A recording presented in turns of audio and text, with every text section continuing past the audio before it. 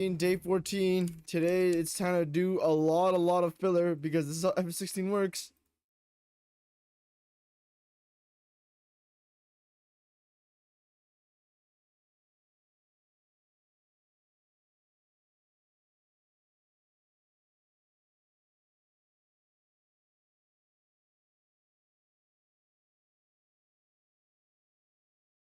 Oh man. PC going in a quantum overdrive. About to receive some fucking legitimate intergalactic explosions. It's just actually at least Wukong can load. Elden Ring. Final Fantasy 16 can barely load even on these settings.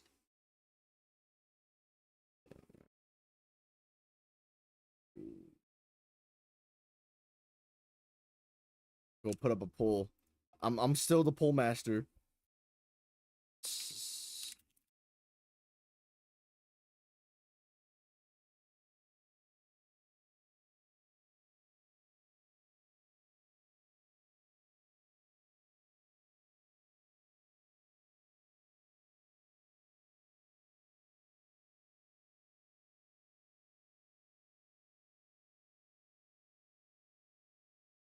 This load screen shouldn't take that long.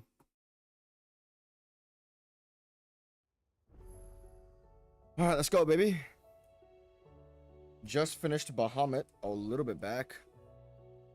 What was that, like a week ago? Nice, my screen is frozen. My controller's not working. Are you serious? What the fuck, man? My controller is not working.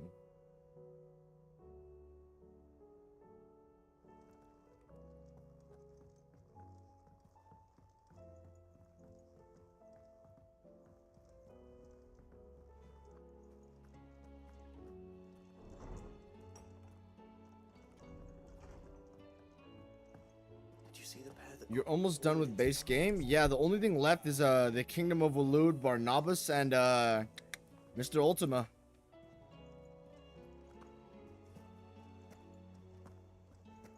Why is Ultima's dialogue so loaded with consciousness and wills? Most of the hideaways.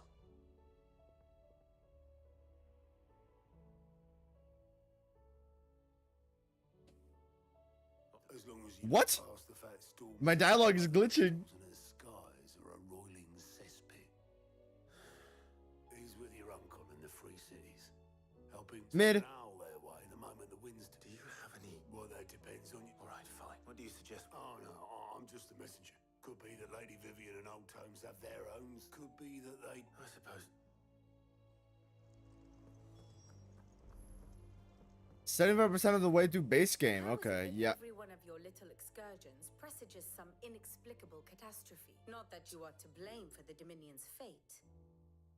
No one could have predicted the actions of the Crown Prince. Yeah. Sorry, I could. My countrymen are stronger than you think. I hope so. Look at us.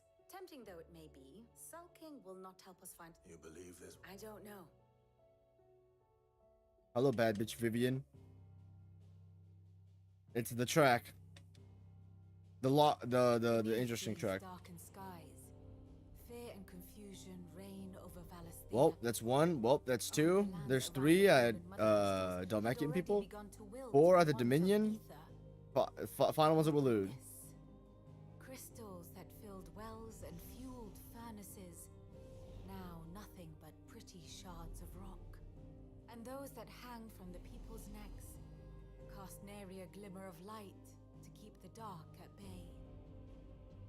It is only a matter of time before the common folk convince themselves that the end of days is upon us. No, these are the good days. Yet I fear a swift end is more than we can hope for.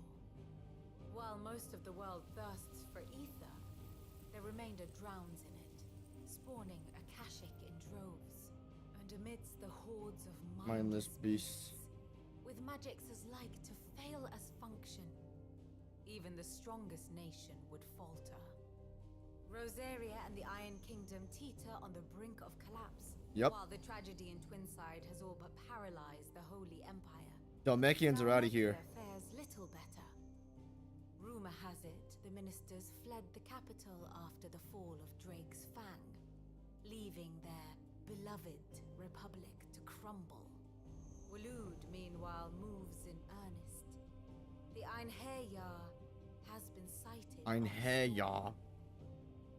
The world, in short, is in chaos. Good job, Clive. It would seem our civilization was nothing but a castle of sand, to be washed away at the whim of the waves.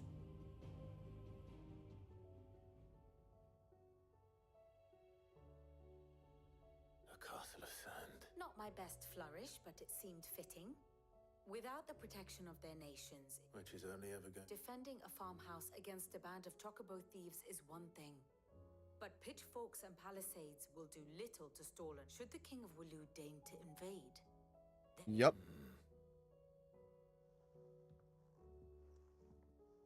Cool lore drop.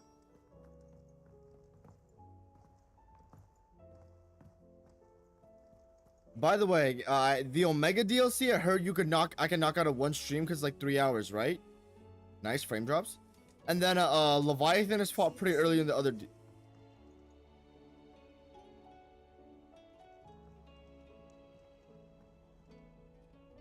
Leviathan is fought pretty early in his DLC, and then it could. Then as far as I'm concerned, we're done.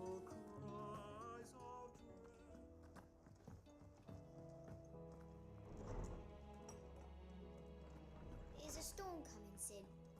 Will there be I don't know. Thunder. Let me. Is there anything you. It doesn't.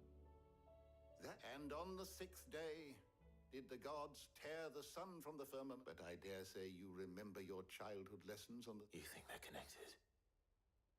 That Ultima was. Yeah, he did control the weather. He has certainly exhibited. There is nothing divine about him.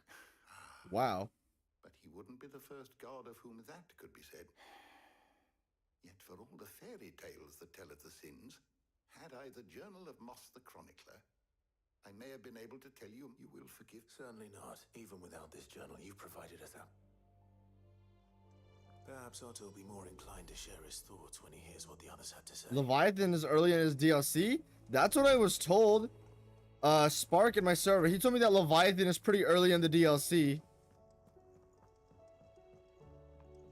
He's fought near the end? What's going on? Okay, if Omega takes like 3 hours to reach, how long does Leviathan take to reach? Like 10 hours probably?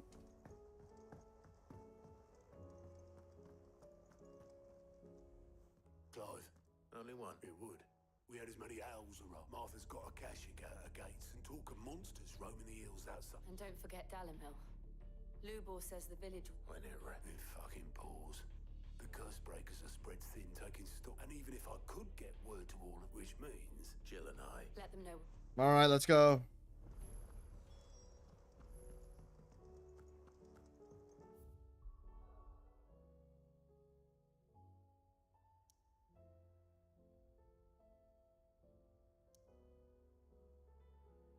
I mean, this doesn't feel much like filler. It doesn't feel much like filler, which is good. If someone's attacking someone we know and the world's falling apart, and as stuff, since the world's crawling apart, more balls are coming in and just fucking everything up. So we gotta respond. We gotta respond properly.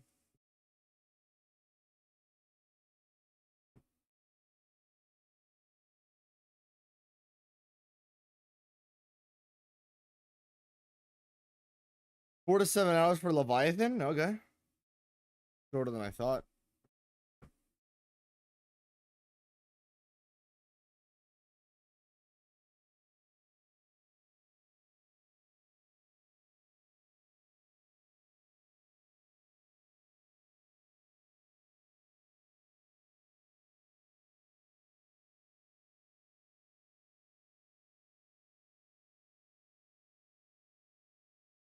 Echoes of the Fallen is really short, but it's one giant dungeon.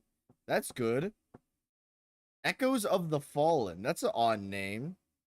Do the DLCs have any story relevance for FF16 or no?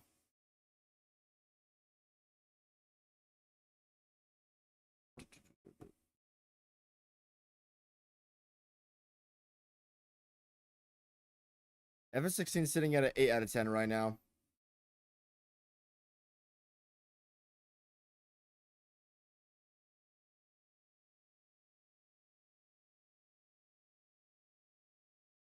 Ooh. Jeez, the open world's actually gonna break my PC.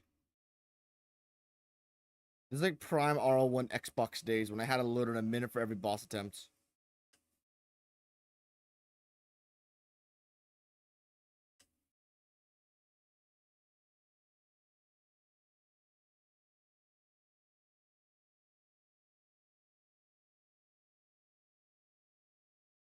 Oh my gosh.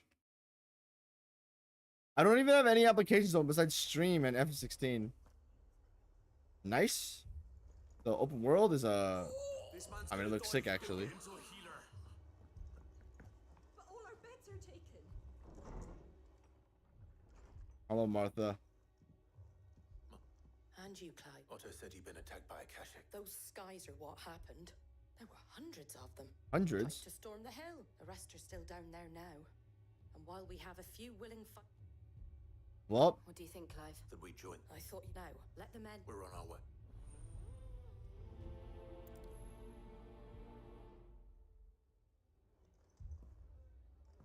Do you think there were as many as Martha says? more. More.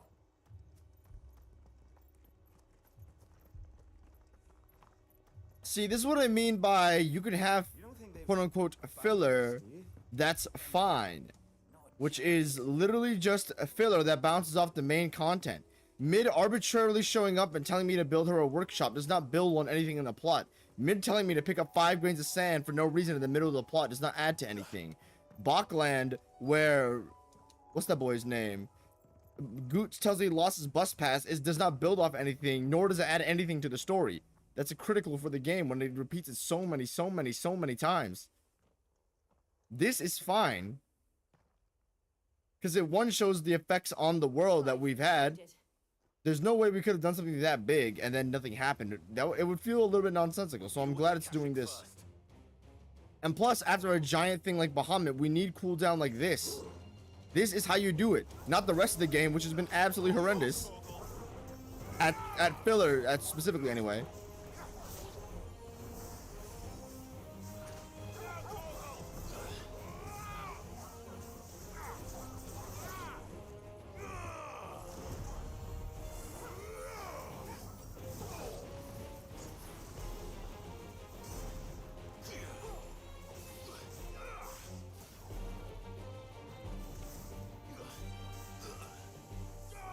You can't use that in the air?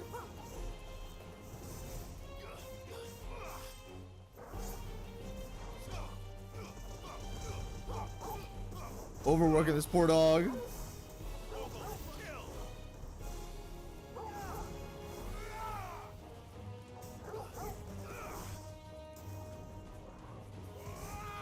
Brandon, where would FF16 be for you without filler?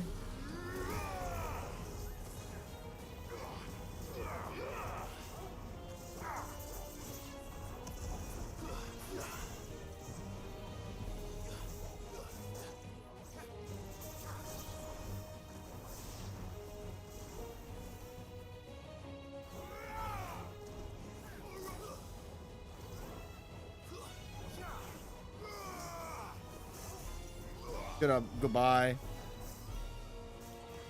Enough.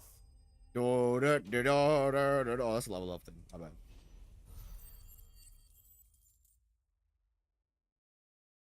All right, we're out of here. These men don't have.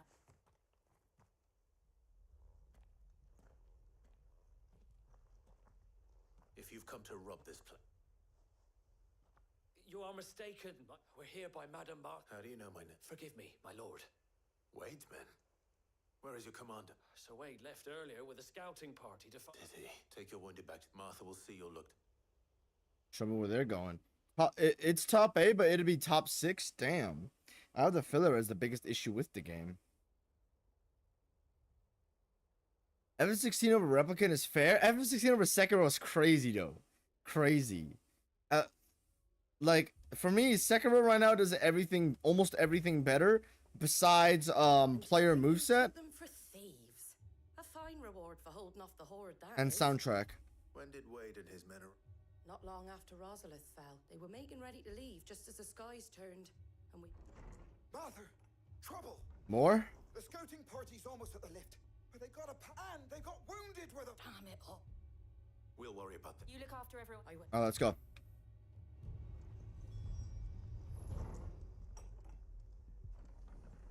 It's just like for me, Sekiro is probably the most well-designed game I've played overall. That doesn't mean it's my favorite game, it just means it's the most well-designed overall. The peaks of something like Sekiro, they are worse than something like Elden Ring overall because it peaks way, way, way, way higher. But when it comes to tightness of design, every area, every level, the actual player moveset and how the encounters are gauged to deal with the player moveset, the amount of alternatives you have as the player to deal with stuff. I mean, even some of the bosses I don't really like you know the weird mage guys that spam things? I mean, I think they're all right as well. I can't name very many flaws with it. I think it's pushing as close to a masterpiece you can get design-wise. I just didn't enjoy it that much. Well, it's not like I didn't enjoy it, but I didn't have a berserk level of fun with it. I had a great deal of enjoyment, not a berserk level of fun. If that makes any sense. So Wade. Lord Rosfield. Martha seemed to think you might, and by the looks, we thought we could, but we didn't know there would be so. Behind you! A turtle? Damn it! We need to get the injured to safety. Do you think we can hold them off? We can certainly try.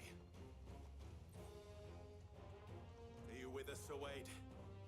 Then let's do our duty. That's Jiwa Juchi.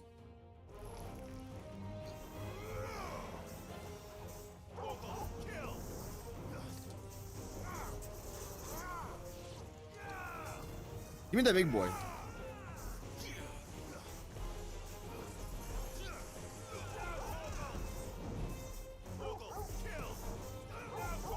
Use all my abilities because yes.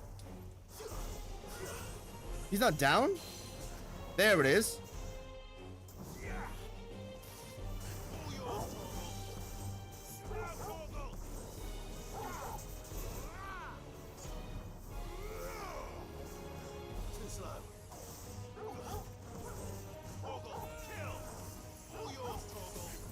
Double trigger. Skip the animation.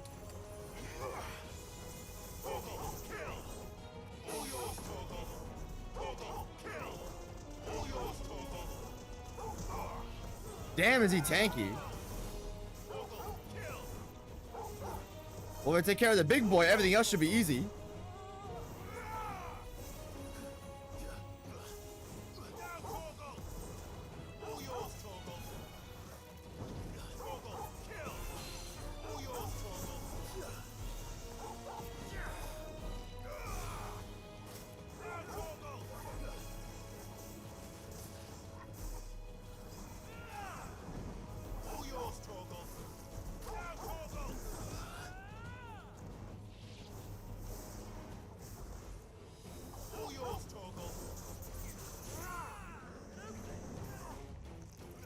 Boom! I don't think they even landed.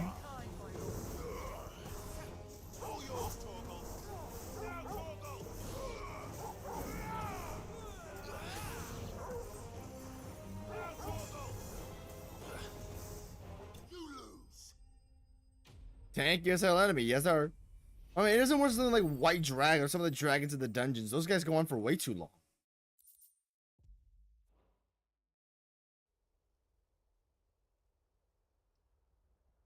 I'm assuming after this is Barnabas dungeon, right? Is anyone hurt? I don't. And yet again, you. I see your. Martha, is something. The lookout saw smoke coming from. A second. Feel like finish. Always.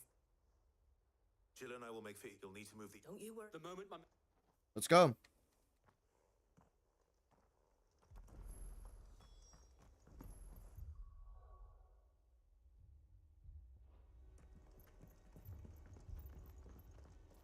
There's no point where we can fast travel to, can we?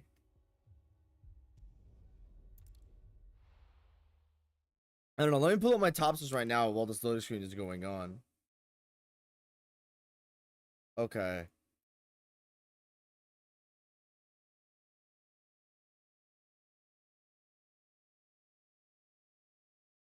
So this is the Topsters list.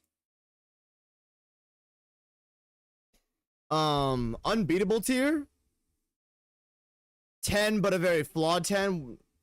I need to replay Elden Ring fully in like 10 years, forget everything, and then I truly analyze the game for its design, because my first Elden Ring experience was very botched, and I only viewed it as a boss fight simulator. I don't know, it was all very charred. DMC5, comfy 10 out of 10, most fun I've ever had on any game. Armored Core 6, I'll give it a 9. Good game. The enemy encounters and the levels are actually kind of fine. They just kind of fail a little bit in. No, I think it's fine. I think it's fine. Almost all of the enemies suck and are like kind of failures. There's some really there's some decent to strong stuff in here though. But apart from that, the soundtrack, the weird way the story is told, voice acting, bosses especially, the game's just overall a very solid and interesting experience. I'd give it a 9, but it's a very like a very focused 9, you know what I mean? It's like I enjoyed the 9 for the experience I had, not for design. So I'm not too confident in putting this game as a top 5-er, but it is top 5 for me, so I guess that's all that matters. Hey, actually talking about stuff makes this go by a lot faster. But yes, this is literally the window I play on for FF16. It is literally the window I play on. Nope, my bad. I don't know if I could say anything. No, it's all good, bro. Wait, what are you talking about? What are you talking about, dude? I should have bought heals.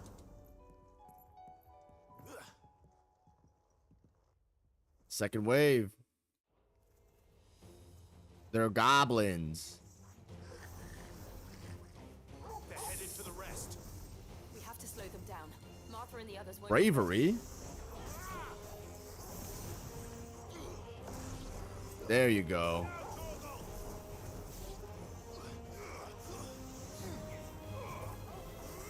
That doesn't do knockback. I'm surprised. I'm about to die, dude. I don't have any heals on me.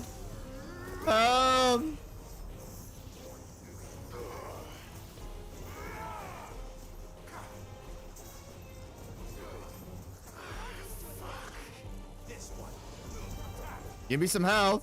I'm about to die.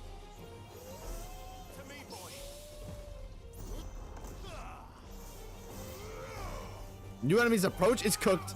It's actually so cooked.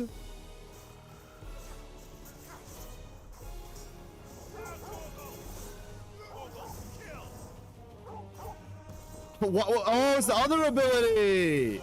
I'm dumbo. I'm stupid maxing. There we go. Goodbye, Mr. Chicken. Goodbye, Mr. Chicken. Goodbye, Mr. Chicken.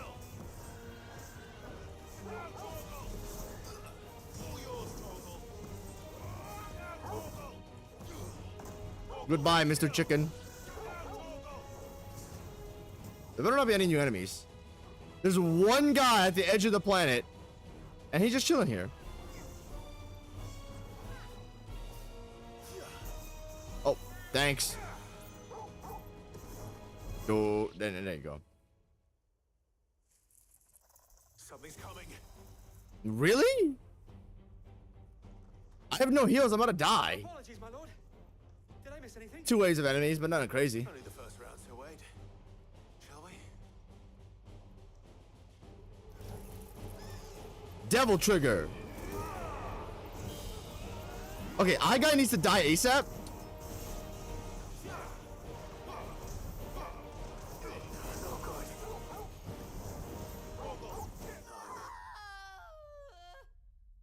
Who is that?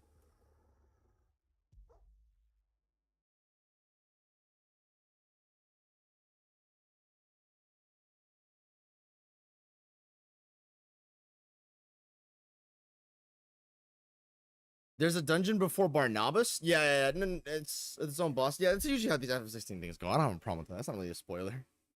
I've not encountered any flaws in AC6. It seems flawless to me. Yeah, you could say so. Yeah, I just think the actual encounters and the enemies don't really matter that much. It's like the levels are just like kind of some place to I don't want to say fill in the content. That's not true.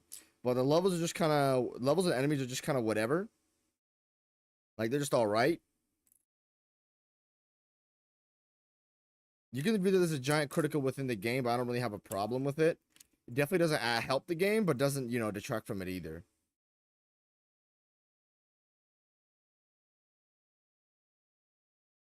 Let me see.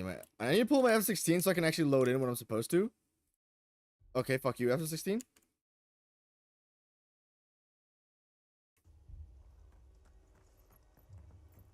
Can I buy some heals somewhere? Damn. Wait, where am I? Oh, this is where I'm at. This is where I'm at. Okay, yeah. Wait, no. I have to go to another loading screen. Hell no.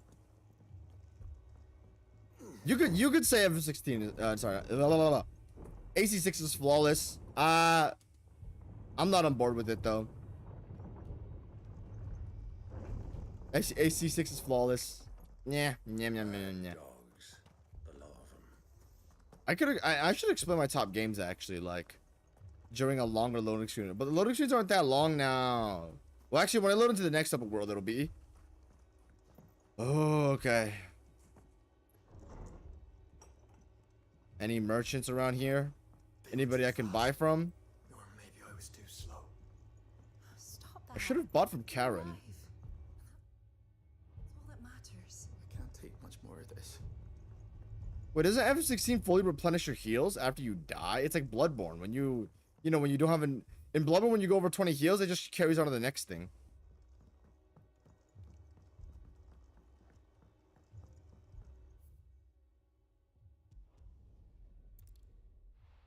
I could have just went outside for that. Great job.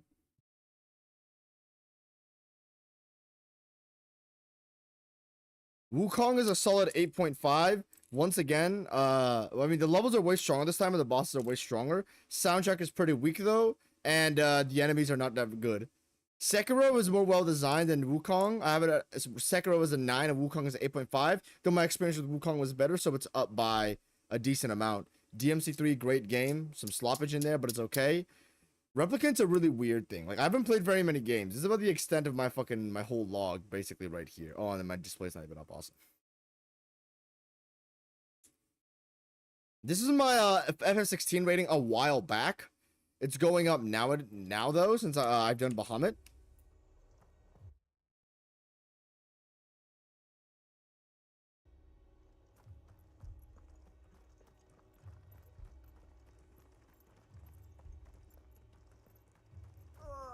Just patch me up as quick as you can and get me back out there. At least I have heals. I do not have any heals, and there's nowhere to buy them.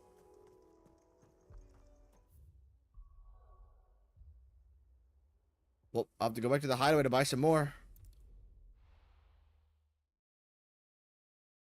Should I just leave? Okay, I have to keep alt-tabbing and switching my display. Replicant's a weird case. Replicant is a case where, yeah, if you actually gave Replicant, like, competent gameplay, or at least, like, you know, something that mattered, actually, because here's the thing with Replicant. You can have interesting encounters and stuff within Replicant. It does do that.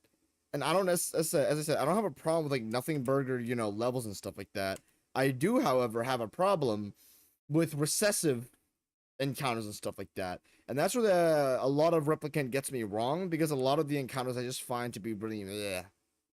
Like, all the open world, like enemies and stuff is just not good.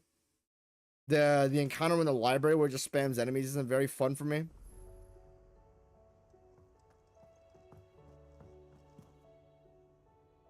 Recycled World is the only spot with really, like, good enemies and it's a good utilization of the combat system. But if you actually set it for the story and just, you know, hold it together in a box like that, I think it's incredible. Absolutely incredible. It would be way, way, way higher up if you just gave it even fine gameplay. Let's stock up while you can. Like, I'm not asking for, like, insane Elden Ring gameplay from it, or Elden Ring bosses or whatever.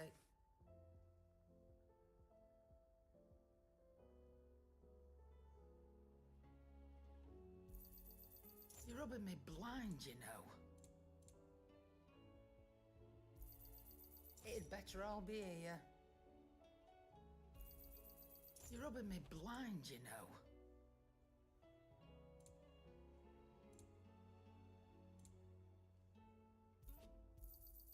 You'll not find a better price than that. Finished, are you? I'm finished.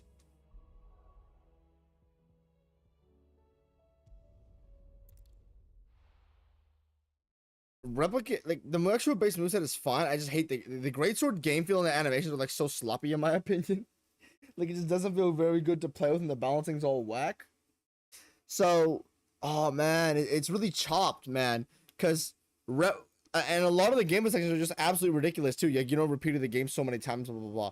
If Replicant was actually like normal, like if you just made everything like how it was supposed to be, made C and D just a part of B, or with the chapter select, man, Replicant would be so good. Replicant would be...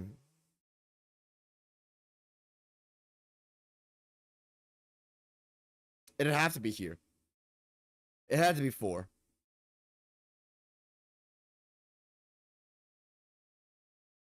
Dark Souls 1 and Dark Souls 3 are very odd. I cannot rate these two games accurately. On one hand, Dark Souls 1 is the first real experience I had with a video game, damn near, besides Roblox. So, Dark Souls really taught me something that's very special to me, though I can't accurately rate it, so I have to take a giant hiatus off the... This is what I'm saying, but with the Souls games, I have to. I have to take a giant hiatus off the series, because all of them have all their micro little flaws. Let me explain why I can't play the Souls games right now. It's a personal thing. Dark Souls 1. This is my first game outside of Roblox, so it's very special to me, as I said. But the thing about Dark Souls 1, it's just like, I played the game to death, and I hated it on my first playthrough, but after my first playthrough, I realized how much I secretly, like, loved the game. And then I played the game to death, and now I have so much love for it that I can't judge it accurately. Just everything in the game is good. Lost Isolate is good. Nito is good. Like, I just enjoy all of it just for being in the world. So I can't accurately actually judge it as a game, which is what I actually want to do, instead of just, you know, just being so, you know, nostalgic or whatever over it. So I can't accurately rate that game. Now with Dark Souls 2, actually, this is what I'm actually confident in, because I seriously try to view this game like, I don't know about critically, but my first playthrough with Dark Souls 2 was very botched. Like, it was the worst thing I ever played, and I went in with almost pure hatred into the game. Or at least pure hatred out of the game. Although the game was absolutely terrible. I replayed the game, and I played it so optimally, I was like, oh, I killed like almost all the enemies. Like, literally, like, until the enemies like stop respawning. That is literally like when I stopped playing it. I had 200 hours on one playthrough, slowly, meticulously killing every single enemy. And of course, that makes for a terrible experience. Well, at least, I'm certain the game wouldn't be well designed. I'm certain the game wouldn't be very well designed if I actually wanted to go back to replay it, but I would definitely enjoy it more. My actual opinions on the game critically, I think, are pretty much molded with how I feel on it.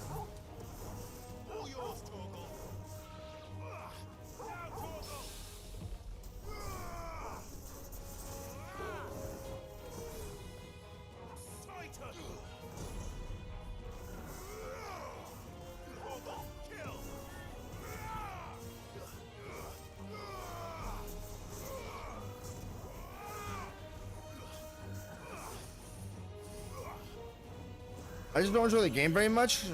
I don't know if I ever replay it. I do. My opinions on the game are very set though. Dark Souls 3. I really loved Dark Souls 3. But the problem with Dark Souls 3 is that I played the game so much to death, and I got so burnt out of it in such a short amount of time that oh shit. Did I miss anything? I played the game to death so much when I didn't have anything else to play that I can't stomach that game anymore, man.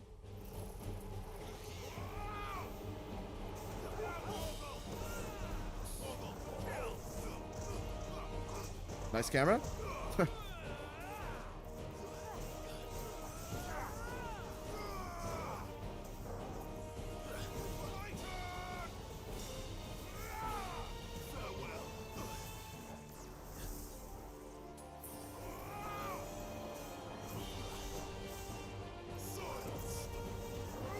this.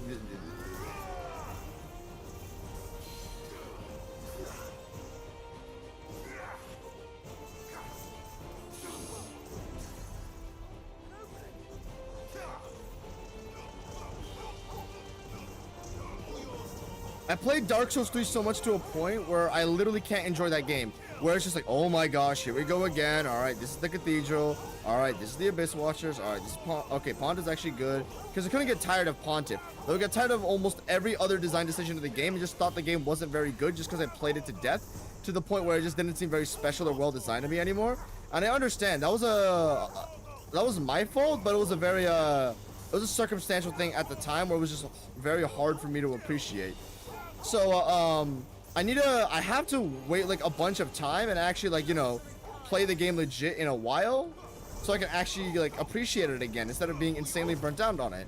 It doesn't matter what game it is, I'd get burnt out on it eventually. You know what I mean? Just Dark Souls 3 had to bear the brunt of that treatment. I got spoiled on all of Sekiro, which was by myself. It was my fault. I got spoiled on all of Sekiro before like I really actually played the game. I made a whole video about this, but it was so hard for me to appreciate any of the good design or the interesting bosses or anything about the game really when I already knew what was going to happen and how to counter it and all the solutions. So that was pretty the game was still really well designed. It's just I didn't derive that much enjoyment from it. It was still enjoyable, but it wasn't like holy shit, man, like, you know how most people do it. So I was again, and then Elden Ring, I've already explained this before, but I'll re-explain it again, man. I try to play Elden Ring like Dark Souls 3 and just rush from boss to main boss to main boss, main mission to main mission, main legacy dungeon to main legacy dungeon, and it was just a really sad experience because What did you find out there? The same as Sir Wade. The more the game put in my face, the more impatient I got, so I just disregarded everything and didn't enjoy most of it. And then after that I viewed the game as a boss fight simulator, and when I wasn't frustrated, but still, it's a really botched experience, man. A damn sight less than if you hadn't turned up. Thank you. It was a hard-fought victory.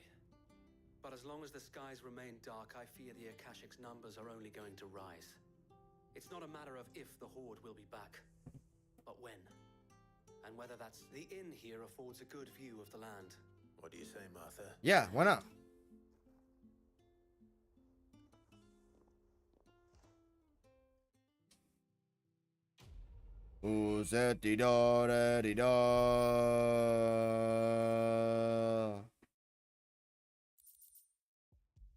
Yeah, man, it's a really sad way to go through the Souls games. So perhaps the reason why I don't have very much glimmering passion toward any of them besides Elden Ring bosses and Dark Souls 1. Dark Souls 1 will always be in my good graces. I am Oscar. Murdoch? Oh, he didn't. But his brother. Okay. Well, go on then. Yes. If it please you, my lord, I would learn the duties of... Yeah. But I am a shield no longer, and spending time in the company of an outlaw hardly... My Aunt Hannah once told me that yes. I've accomplished much since taking on the mantle, and I would sooner serve under an honorable outlaw than an unworthy shield. Good point. Not that Sir Wade... It's all right. There is only so much the boy can... But a squire... Well, if you want to go along to the hideaway, why not? You were a squire once. Take it in for his nephew. I would not...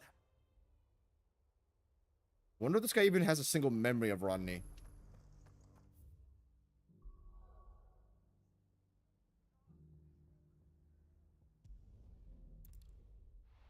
This shitty ass place. Jet, the screen blacked out. Oh my gosh. And I put the fucking game on. I activated my DMC5 capture to FF16. Look at this. I put the game on my DMC5 capture, but I don't have DMC5 open. I have to have it on FF16. My bad, bro. Elden Ring is 100% my favorite first playthrough. See, man, this is the thing. Let me show you how to reset all of this. If I played all the Souls games in 10 years, forgot everything, I could have that classic Dark Souls 1 experience. Since I forgot everything, I could forget most of the content, but still have a similar experience. I'm not doing Dark Souls 2. Dark Souls 3, I could not be burnt out and have an original experience. Sekiro, I could forget all the spoilers and be not used to the gameplay so I can learn everything again. And then with Elden Ring, all of my prior experiences besides the bosses would be reset, so I could actually experience the world and, you know, take it at my own pace. That would be the perfect plan. It's been 3 years since I played Dark Souls 3, and it's been 3 years since I played Dark Souls 1. It's also been 3 years since I played Dark Souls 2.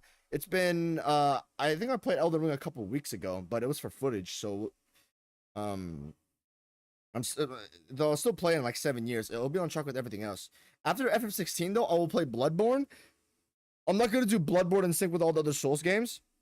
I'm going to do Bloodborne by itself because I'm at a point now where I have no nostalgia bias to this game. I'm in no place to rush the game. I'm in no place where, you know, I can just experience the game for what it has to offer. So Bloodborne's going to be cool. I don't intend on playing Demon Souls, though. I'd imagine Dark Souls 2 could be fun for you if you had middle ground between your two playthroughs.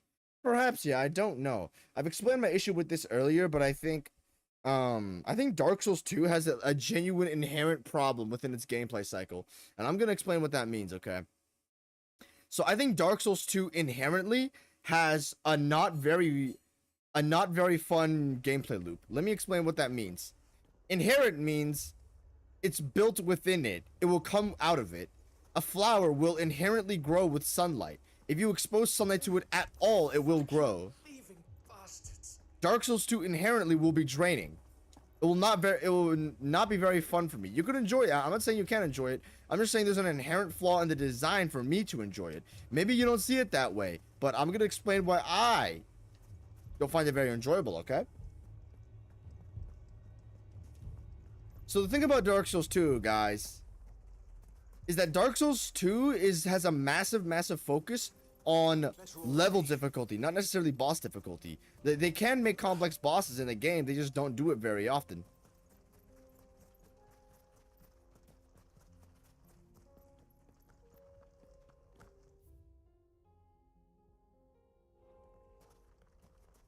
The thing is, since Dark Souls 2 does have an emphasis on its levels, the thing is, if you have an emphasis on your levels, that's fine. I would argue Sekiro has a pretty strong emphasis on its levels. The bosses aren't all that common actually in that game, compared to something like Elden Ring or Wukong, and it's kind of evident that the bosses aren't supposed to be that major of a highlight in the game. With something like Dark Souls 3 or Dark Souls 1, it's clear that the bosses, you know, they have a 50-50 split. But with Sekiro, I felt that there was way more level than bosses. So the point I'm trying to make here, you can look at something, you don't even have to look at that. You can look at something like Hitman, you know what I mean?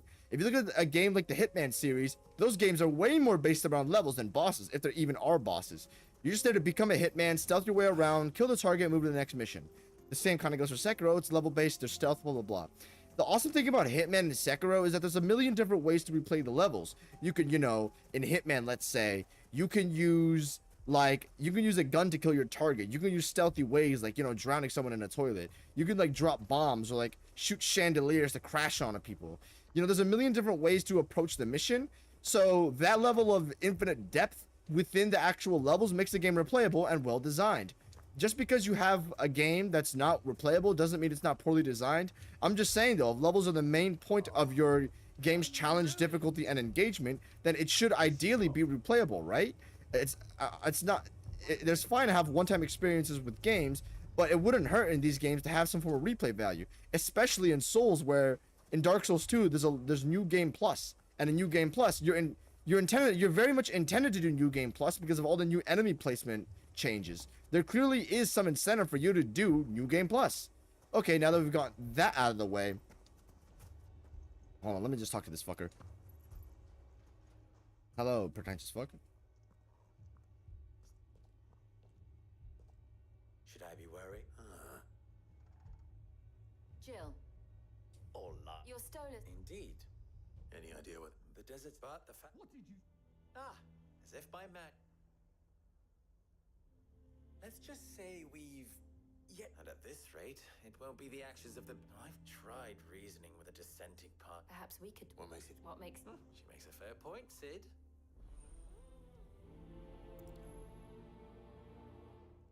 All right. Suppose we just follow the shouting. With. Fucking Shut up. bastards. As if life hadn't been hard enough around here since the fang fell. With Dark Souls 2, how much level depth is there? Or how much fun level depth is there? if the main focus of the game is going to be the levels, okay, I mean, let's see what you have to engage with in the levels. Now, for a first-time experience, you can argue, sure, I mean, just going through them is fun enough, but even still, even from a first playthrough perspective, the way you engage with the levels is not very fun. Kiting out the enemies, running through 7 archers shooting through you, running down the stairs, luring out 3 enemies, going under a platform in Iron Keep, so when 3 archers are shooting above your head, using the platform above you to cover the arrows as you lure one enemy out, stepping in and out of the platform so the enemies can hit you sometimes, so the enemies can't hit you sometimes, but every time you step out you get an opening on the melee enemy in Iron Keep. I'm specifically describing this out because it's literally how you deal with Iron Keep the good way. This is literally how you make Iron Keep a great level, because it actually is well designed if you engage with it like how it's quote-unquote intended, in my opinion. If you do that, remain extremely attentive to the enemies, weaving in and out of certain environments to block attacks and stuff like that, well then, yeah, you can find it fun. But I just find it not... I find it interesting the first time, but the problem is the runbacks are so long, the levels force so much, you know, brutal, like, time for you to come back. You have to run through those. You have to deal with that same encounter multiple times in a row to where it gets boring.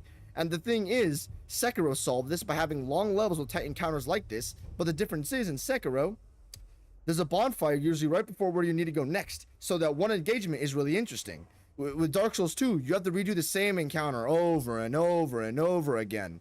And I understand, if you're trying to make your way through the level, that's fine. But if you die to the boss, that's what happened. Souls games, I don't want to say they're inherently boss-based, or you have to have a boss-based Souls game. I'm just saying that it is very common that you'll die to the boss. I know the bosses are made to be simple, but there's still some semblance of difficulty within them. Look at something like Sir Alone. There's no excuse for that design. You have with something like Fume Knight, it does make sense. It's a high complexity, very difficult 1v1 boss fight. With something like Skeleton Lords, I'm fine with the runback being a little bit longer because there's nothing to the boss fight. But if you look at something like Smelter Demon, Sir Alone, Dark Lurker, these are all some of the most mechanically complex bosses in the game, meant for 1v1 strict engagement. And you're telling me I gotta do that long ass runback horrendously for all 3 of them? It's terrible. So when you keep doing that, okay, well, I've already cleared out on our first playthrough that it's not very fun. You can't have difficult 1v1 bosses that are complex, have long runbacks to them, and expect me to find it very enjoyable, unless you want me to despawn all the enemies, which is also equally as tedious. And I understand this as part of a healing system to counteract this, how you have life gems and Estus, but it doesn't mean I won't die. There's not like a complete guarantee that I won't die. This isn't FF16. There's still meant to be some form of difficulty and deliberateness with the combat. I just don't find it very fun. So then the thing is, okay, well, as long as there's a lot of ways to engage with the level, it's fine. Well, this is where my main problem comes in. Then with Dark Souls 2, what ways do you have to engage with the level? Are there extra stealth tools like Sekiro? Are there, you know, puppeteer ninjutsus you can use to control enemies and make them attack each other? Is there blood smoke ninjutsu you can use to confuse the opponent? Are there actual ceramic jars you can throw to distract the enemy and make noises to sneak past their stealth barrier? Are there coins you can use to distract an enemy and lure one person out to do the next thing? Are there stealth death blows you can do from the air? I mean, you don't have to compare this to Sekiro. You can look at this at Hitman. Are there ways you can snipe the opponent with a variety of guns? Are there ways you can talk to different vendors to get access to the back of places? Are there ways you can, you know, kidnap the guards and take their clothes to sneak in? Are there ways you can, like, you know, fight the guards and then, you know, choke out some of the guys so you can, like, try to lead, so there's a way you can isolate the actual target to then actually beat them up the normal way? Are there ways you can plant bombs? Are there ways you can put poison in a multitude of drinks with a multitude of options? Like, you know, there's a lot you can do in those games. This is off the top of the head. I haven't even played Hitman in 5 years. So, you look at Dark Souls 2, what ways does Dark Souls 2 actually have to engage with the enemies? Well, there's the normal ways you can do it. There's a variety of ways you can do it with the melee encounters, but the melee encounters they're not very varied, or they're not very intentional. Yeah, you can like drag them out, or like, oh, I'm gonna do this guy with pure backsteps, or I'm gonna do this with a different weapon, or I'm gonna do this with the bows only. But the problem is, none of them provide very substantial or fun ways to deal with the enemies. Dark Souls 2 levels are immensely dense. They want you to deal with them in a very specific way. I'm not saying there's no depth within the actual encounters. I'm just saying that the actual depth within the encounters is not very fun. Like, having to lure out the enemies around the corner, then kite them out, or just bum rushing them all and doing like a 5v1, like, neither of those are very fun or very replayable in my opinion. And the other thing people say is that there's a lot of Dark Souls 2 was great at using hybrid builds and spells and stuff like that. Well, I don't find spell or hybrid combat very fun. You have one button that is one input. This isn't Armored Core 6. The ranged combat is not complex with animation cancels. You're effectively hitting one button that just does something else. There's nothing interesting about it. The same thing goes for bows. It's even more boring. Yeah, you can use the bows to lure out the enemies and kill enemies before they encounter you, but a standing still enemy and just spamming them with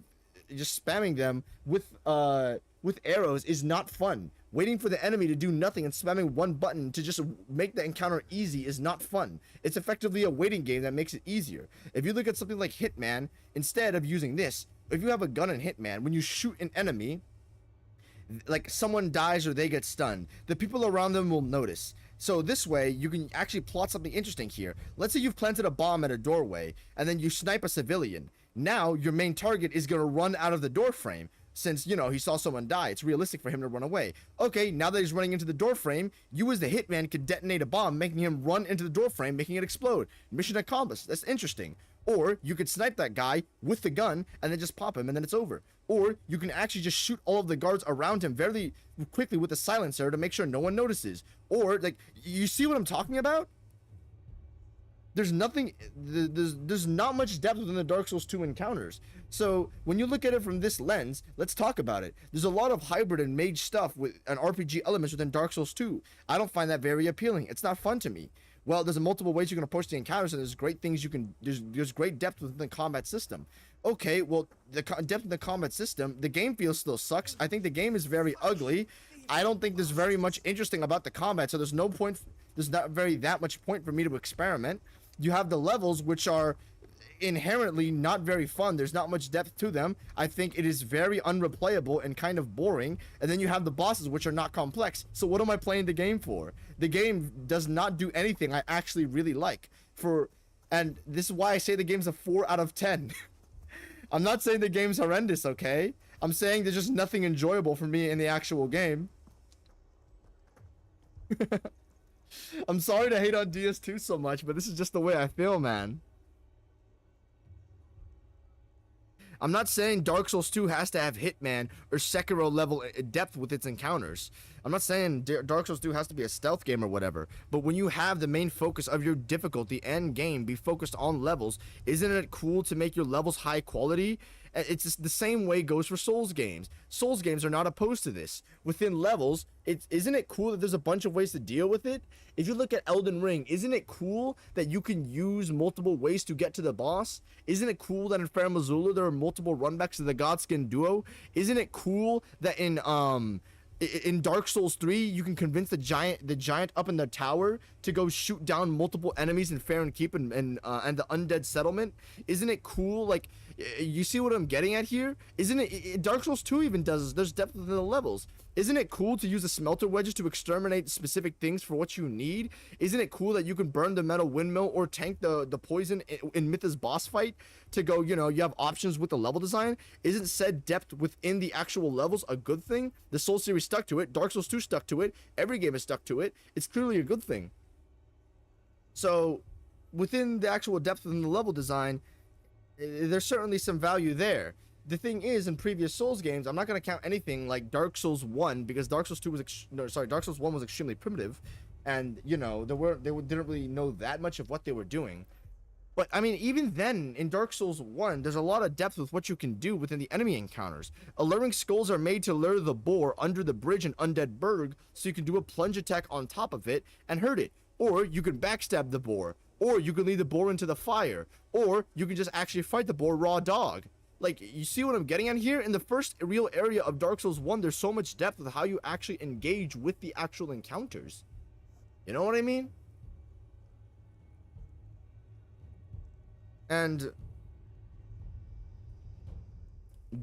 it's not like the Souls series is all about one very simple way to play through the game. There's nothing wrong with games having you with that want you to play in one very specific way. Sekiro clearly wants you to fight, to go through its combat in one very specific Mikiri counter this, jump this, parry this, you know what I mean?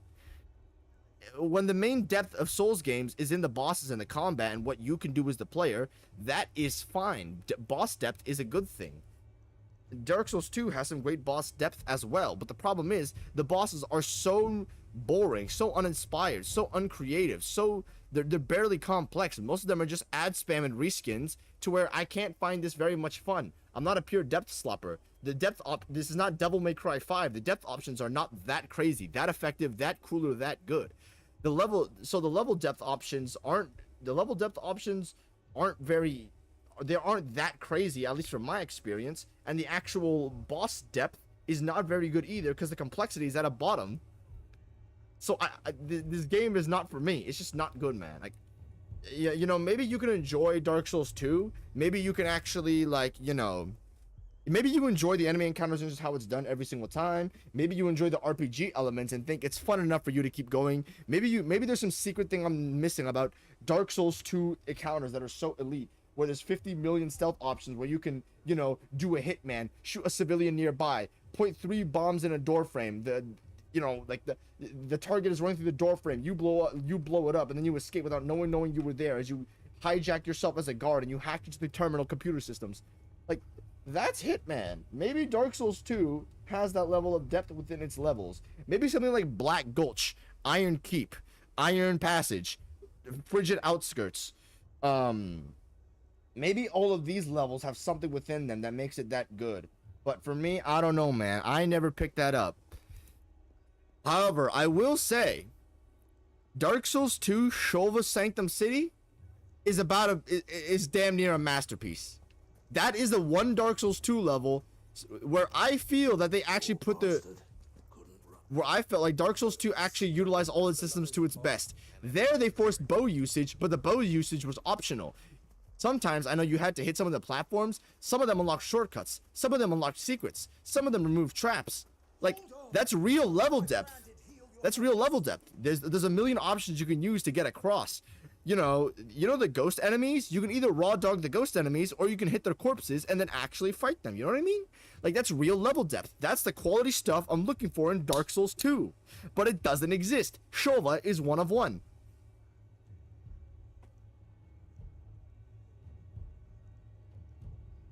Shova is the insane level depth, the crazy unwinding Uncharted-like level design, the interesting Zelda-like puzzles that I come to level-based games for. Dark Souls 2 does not do that. Dark Souls 2 has some things here and there, and it has that for about one area. The one area given is one of the best areas I've ever played in my life, but still, it's not a good thing that this is the only exception of the game in post-paid DLC content. Gang Squad is not a good thing either. You know what I mean? So yeah, shut up. So yeah, that's my inherent issue with Dark Souls 2. I think Shova is a masterpiece. If every area in Dark Souls 2 were designed like Shova, it'd be fine. But it's just not for me, man. I understand some of the levels like to do this as well. Like what's that one area's name?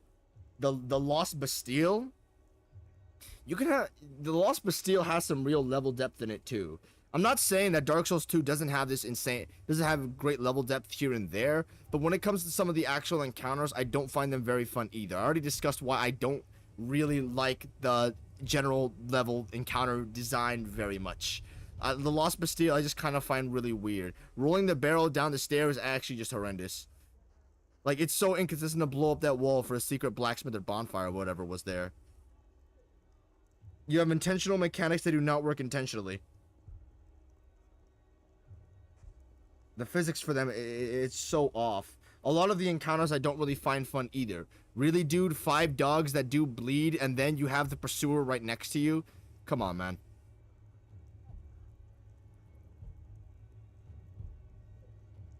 And that's my rant on Dark Souls 2.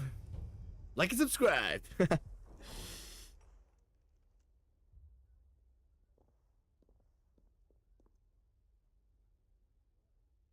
You wouldn't talk like that if it had been your men whose throats were slit. Blood for blood. It's the only way. We hire mercenaries and have them mount the bandits' heads on our walls as a lesson to the rest. And what happens when those mercenaries are slaughtered like your men? I Yeah. think we're better off using that coin to buy food and supplies. If we hire and you cannot fill it. But what happens when they come back? Maybe it'll True. That's enough. Any more of this and I'll throw you out. Damn, this is hard. You Come don't need a back real when you're defender. Ready to talk like adults. Shit, man. This seems real tight.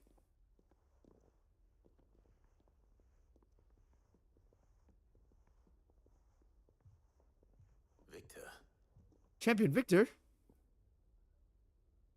what's he doing here? I feel like there's a middle ground Dark Souls 2 sometimes. The area to boss works, but stuff like Iron Keep doesn't for sure. Yeah, it's the thing. I can recognize that Dark Souls 2 areas are actually kind of well designed. Like, I actually think Iron Keep is pretty well designed, all things considered. If you slowly, meticulously clear everything out like you're supposed to, if you actually treat all the enemies with respect, take them out one by one, and then just actually engage the boss with all the heals you have, I don't think that's poorly designed. I just think I don't enjoy it for the reasons I already described. I just think it's kind of shallow and not very fun. But, you know, by the way, if you enjoy Dark Souls 2, don't listen to me. Don't listen to me. What? If you enjoy the game, don't let me hamper your enjoyment of something you like. Don't let me take away your enjoyment. I don't mean to disrespect anybody who enjoys Dark Souls 2. If you enjoy Dark Souls 2, enjoy Dark Souls 2. Like, who cares, bro? It's just a video game. Enjoy what you enjoy. But for me, I didn't enjoy it for the reasons I just listed, man. Maybe I enjoyed Dark Souls 2 as much as I did because of my build, and most areas felt decently viable to get due to the boss. Yeah, it's fair. Like, you don't need to question your enjoyment, man. If you found it fun, you found it fun. I'm just explaining why I didn't find it fun. You know what I mean? Like, I don't want to, like, hurt your feelings or anything, Brandon. Sid. And Lady... I was about to... Costness is in chaos. The Briar's Kiss here in Dalamil. I was here to do just that. Who are those? Those were the thoughts. These are cursed or an entire... We're still working. Perhaps we can find... I hope so.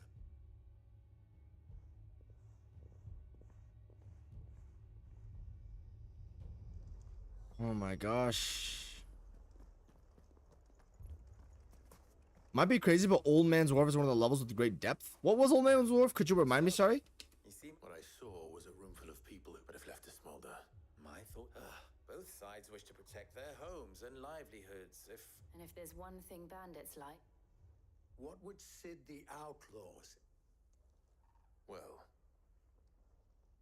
he'd let them choose for themselves. And be on hand to pick up the pieces when it all went... That sounds like a recipe. It does. It sounds stupid. A recipe for disaster is precisely what it is. While it's plain neither Conrad nor Natalie will... It may still be possible. Before... And that would be... To pool our resources... When all that fear... It appears we have... Victor, pay Conrad a visit. As you wish. Your faces are not well known in this town. That may prove useful. Don't worry, Victor and I will play along. What he means to say is yes. Alright.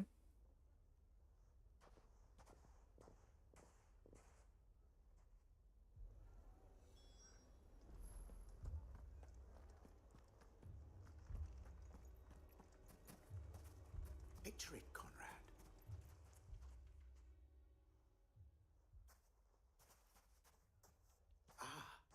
Conrad.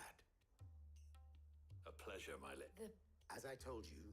Victor said that there aren't... True as the Chris nobles came and claimed every last one worth his... You know of the 7 high houses. Granted, we have a few boys left. Well, Con, are you saying that Dalamil's finest cannot defend this town better? That a band of beardless youths could better avenge the deaths of you? Absolutely not. We'll show those bastards who... Alright, let's go, man. Let's go fight them. I can't believe that. Conrad's not what you call... And there's a reason why I...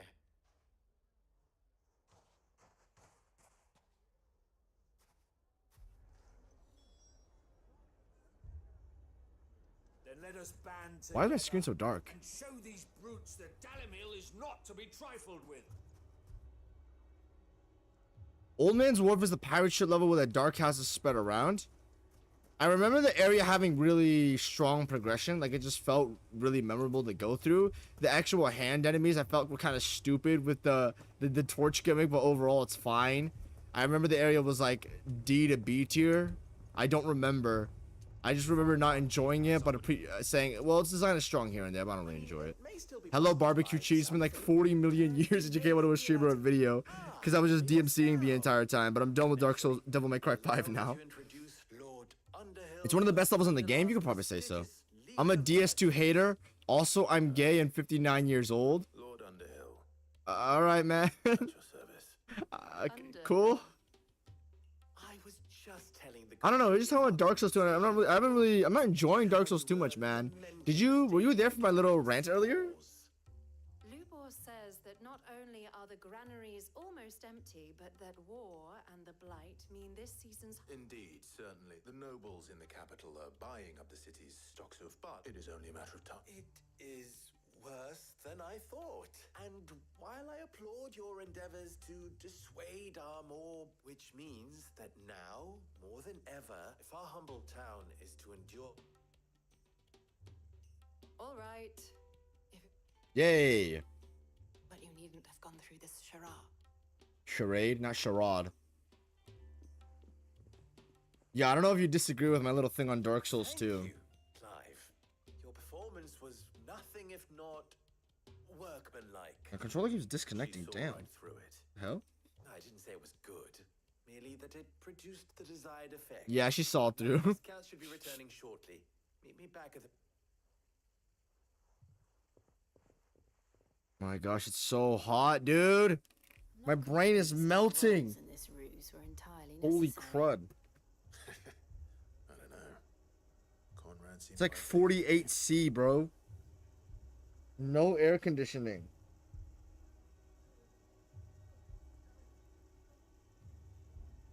I have to take these headphones off. I literally can't wear them without my brain falling out.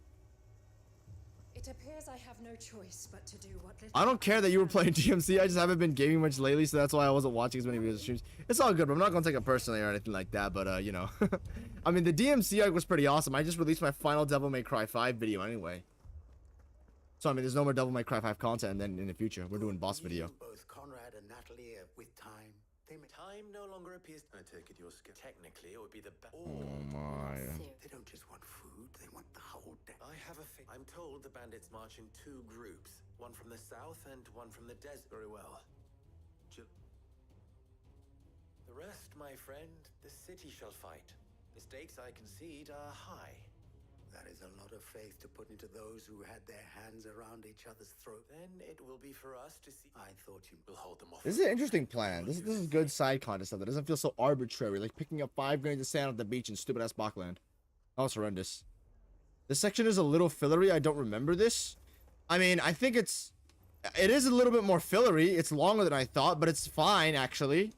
It's fine because it actually builds upon things in the plot and it's kind of interesting. Unlike all the other garbage that's happened in the plot. He's all yours.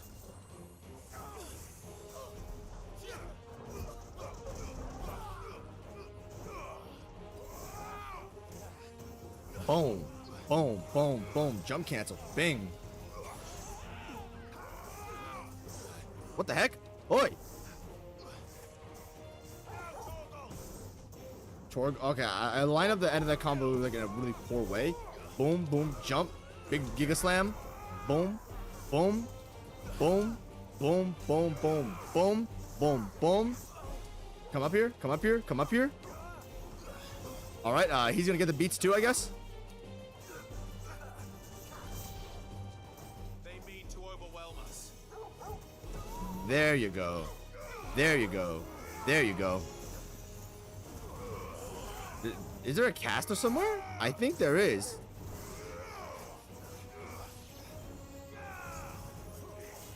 Protect. Oh yeah, there's definitely a caster somewhere around here. Where is he at? Oh hey, there you are. Bring him up. Bring him up. And that failed.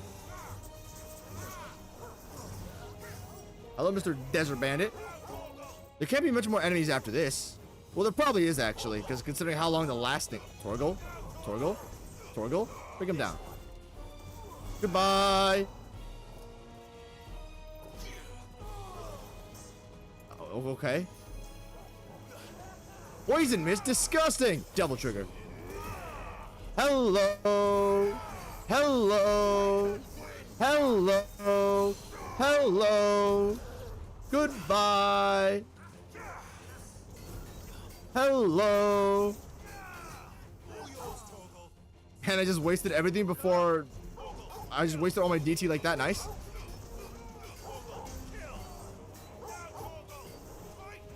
Boom, boom, boom, boom, boom, boom, boom, boom, boom, boom, boom, boom, boom, boom, boom, boom, boom. Ah! Goodbye, kind sir.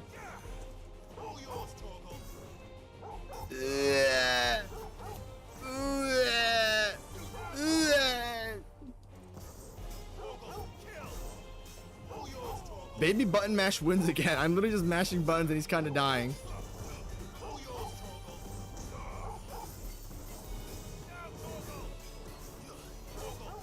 Even if Kazan has mid areas, the combat makes most of them pretty fun. Yeah, I heard Kazan's greatsword combat was incredible. Off the eye test, it looks great too. I don't know if actually I'll probably play Ultima Fight Simulator. I won't play Kazan. I'll play Ultima Fight Simulator. Literally, I was told by a pancaker that I was told by Pancaker that Kazan is the second worst level roster ever. Most of it is bad. The story sucks, and you know, most of the bosses aren't very notable. But the game is worth it for Ozma. So if you just pirate the game and then cheat engine to Ozma and then dip, that's a fair trade. And I'm like, wow, that's fair, dude. I don't know. Maybe Pancaker's just a hater. I don't know though. I don't know, because other people in the server were saying that as well, that it was fine. I don't know about fine actually, but you know, not the worst thing ever. Without you, there would have been no line to hold. You saved us, Conrad. We all saved. You want to hug it out? Conrad seems to have had a change of heart. I'd say they both. I take it from your presence. The plan, granted, it only took an army of bloodthirsty. Calm down, Vic. We are you. As for you, Sid, I'll take the... Thanks. I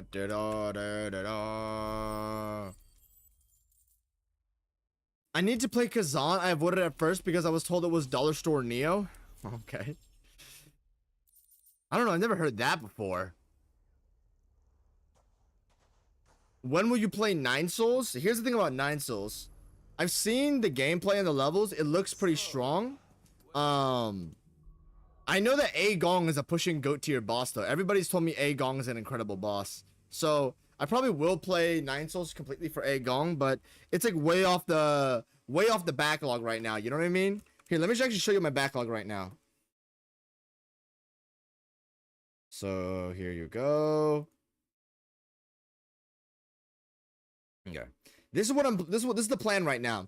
We're gonna go Wukong. I already beat Wukong. Into FF16. We're doing FF16 right now. Then Bloodborne, E3, Resident Evil 4, Ultra Kill, Doom Eternal, Bayonetta, World, and then Kingdom Hearts 3. After this, it's free game for me to play whatever I want in any order. But these things have to be done right now. I put these games in the backlog for so long, delayed them so many times. I have to do it. Also, join our Discord server, buy a membership if you haven't done already. Thank you. I'll pop it in right now. But yeah, that's the current plan.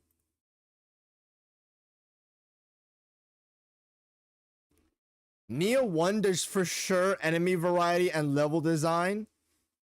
And level design is much better in Neo 2. Haven't played 3 yet. Okay, yeah, interesting. Areas are just boring in Kazan, not bad. Okay.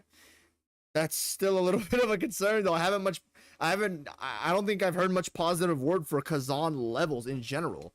Boring is still not a good thing. It's concerning.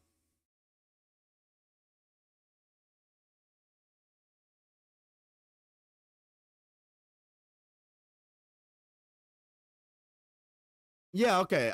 I've heard a lot about Neo 2 from my Discord server, that it's got the greatest combat system of all time in it. I don't know much about Neo besides that. apparently the bosses are strong and the enemies are strong and everything like that. But I've heard that the scaling for the game is horrendous. Like, you will get one shot in the tutorial, you'll get one shot the entire game, and that just doesn't sound very fun for me. I don't think an absurd level of demand makes the game much better. A good amount of demand makes the game better. A strong amount of demand makes the game better. Maybe sometimes even a light amount of demand makes the game better, like for Erlang. If Erlang had high demand, that would be a terrible boss fight, or at least a terrible learning experience. The boss is 72 moves and 72 mix-ups. He can do anything into anything. By far the most complex boss ever made. If you did that and made him demanding, like you have to respect every attack, then it'd be horrible.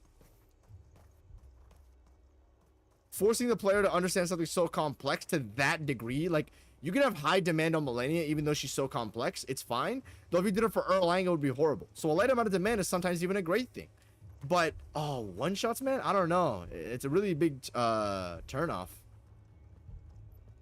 Other the stream ended because of the join Discord server message? No. I just don't promote it. I don't promote it besides the end of the streams.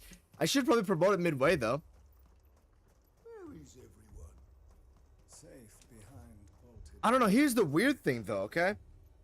So, I was told that Neo 2 levels are really interesting and they're better than Neo... The individual levels are better than Neo 3 and the combat is about... Neo 3's combat is better than Neo 2, but Neo 3 is like very open world based. It's got ooh, I don't know how to... You won't get one shot in Neo 2, that isn't really a thing. Neo 1, yes, but they toned it down in the sequel. Really? You won't get one shot in Neo 2? Wow, that's most of what I hear about it. The damage is absurdly high. Do you think...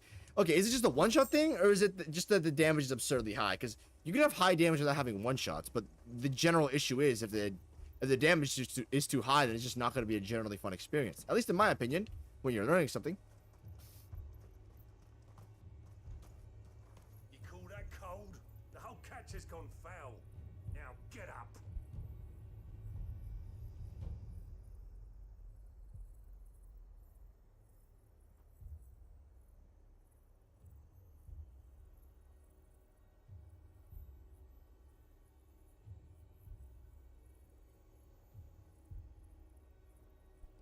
Like, demand is generally a good thing because it forces you to respect something and forces you to learn it. Imagine Sword Saint Ishin if you could just ignore every attack, or Gale if you can ignore every attack. That's not a good thing. You wouldn't get nearly the same satisfaction, you know what I mean? So yeah, it's a good thing that there's demand for the most part. Just sometimes, you know, you need to tweak what you're up against. The damage is high, but honestly, a lot of those complaints come from people trying to play it like Souls. So you shouldn't play Neo like a Souls game? I thought it was based off Souls though for a lot of its design. Should you be playing it like a action game, or what's the general philosophy here? Well, I did play a bit of Neo 3, but I played a little bit of the tutorial. I played a little bit of the demo, but never continued on it. I don't know if I'll ever continue the demo. The backlog is too stacked right now. I don't have Neo on my sites. Yeah, there's a lot of people on my Discord server who've played Neo 2, Neo 1, Neo 3. They played the whole trilogy. And, you know, they've done, like, the challenge runs and shit on it. So, their experience, a lot of people on my server, like, 8 people. Like, a lot of people that I actually, like, know, talk to who are active there can tell me about fucking Neo. You know what I mean? So, it's really weird. Because Neo 2 sounds like the more well-designed game. But when it comes to Neo 3, people tell me the combat is better. But the game reuses so much from Neo 2 and Neo 1... to where apparently 80% of the roster and the bosses are just reskins, to where it makes the game worse because you've already fought and experienced most of the exact same thing. So Neo 3 is better if you haven't played Neo 2 first, but also apparently part of it is that Neo 3 is better once you understand the basis for Neo 2 combat. So I'm very conflicted on it.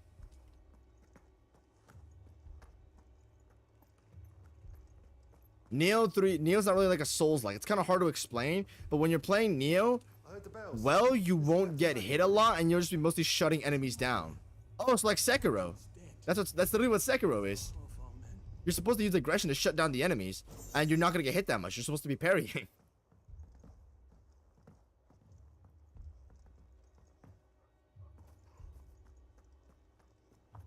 Actually, there was a Neo 3 review that did happen. Actually, let me go throw it up. It's a really funny one.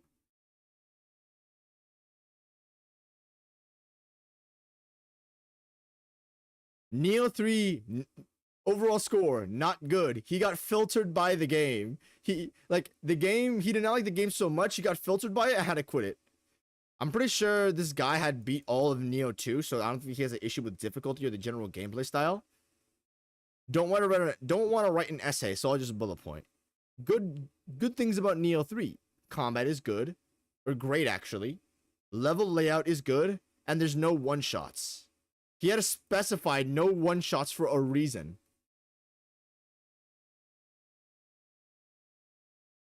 Bad things about Neo 3. Some of the worst enemy variety, boring enemy placements, terrible pacing of content, constant 5,000 loot drops, boring mini bosses or reused bosses every 15 minutes, bad progression, extremely piss easy for 90% of it.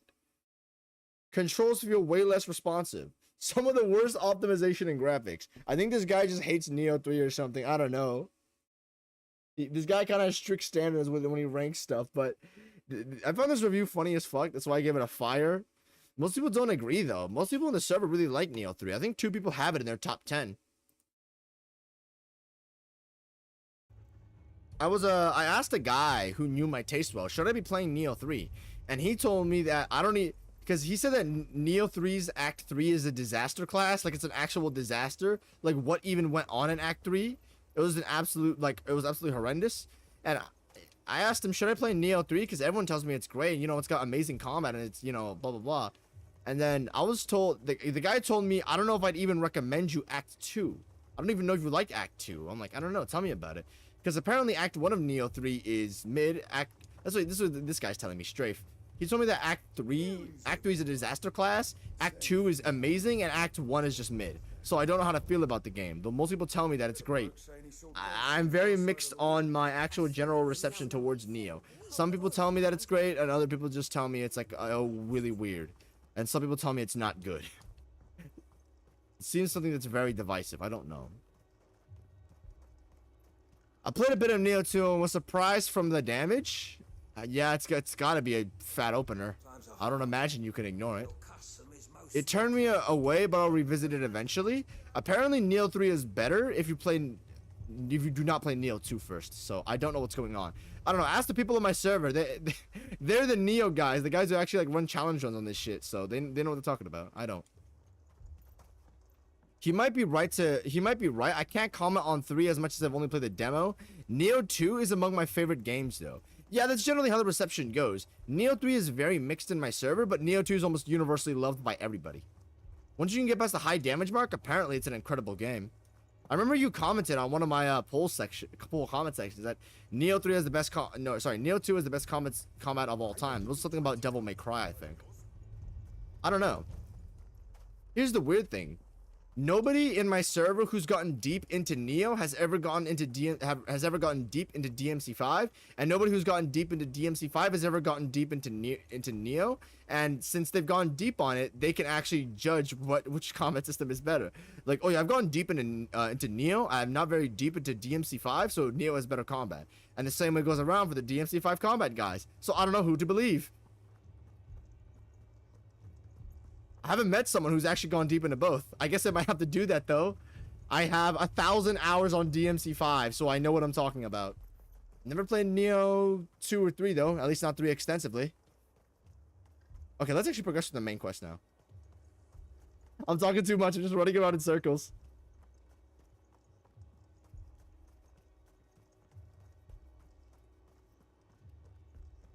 Is it true the old capital's lost? I need to play DMC again. I haven't played one in years. Is 5 a good place to start? Okay. The thing about starting... Hold on, I gotta... Yeah, okay. So here's the thing about starting Devil May Cry. You, Can I draw this out?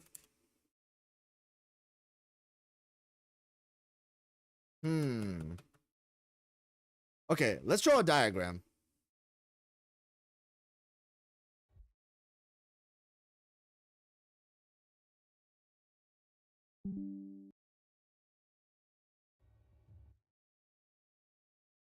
Come on.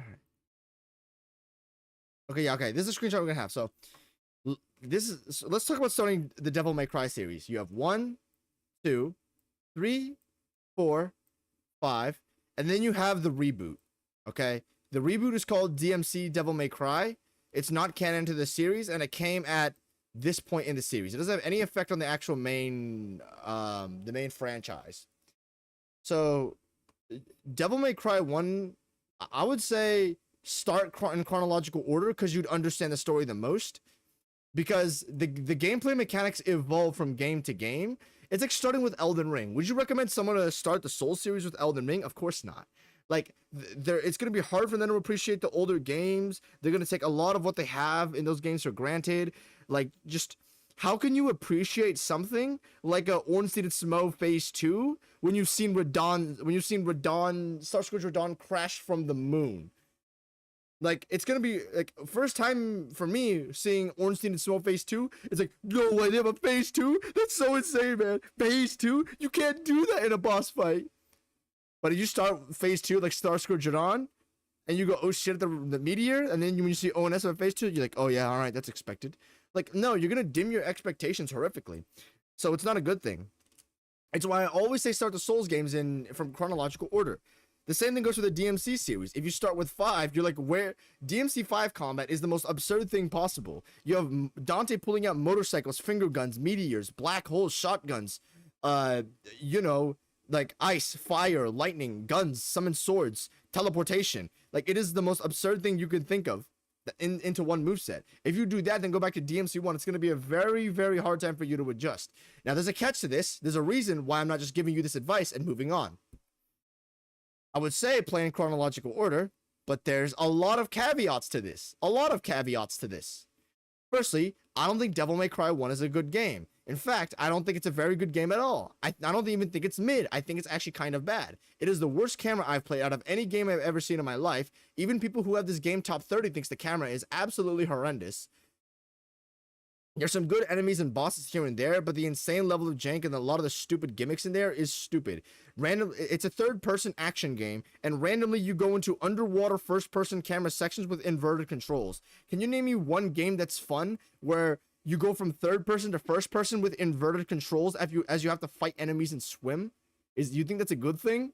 Imagine you're playing Elden Ring, and then randomly in Millennia's boss fight, you instantly go into first-person mode, you're playing with inverted controls, and you have to beat enemies that way.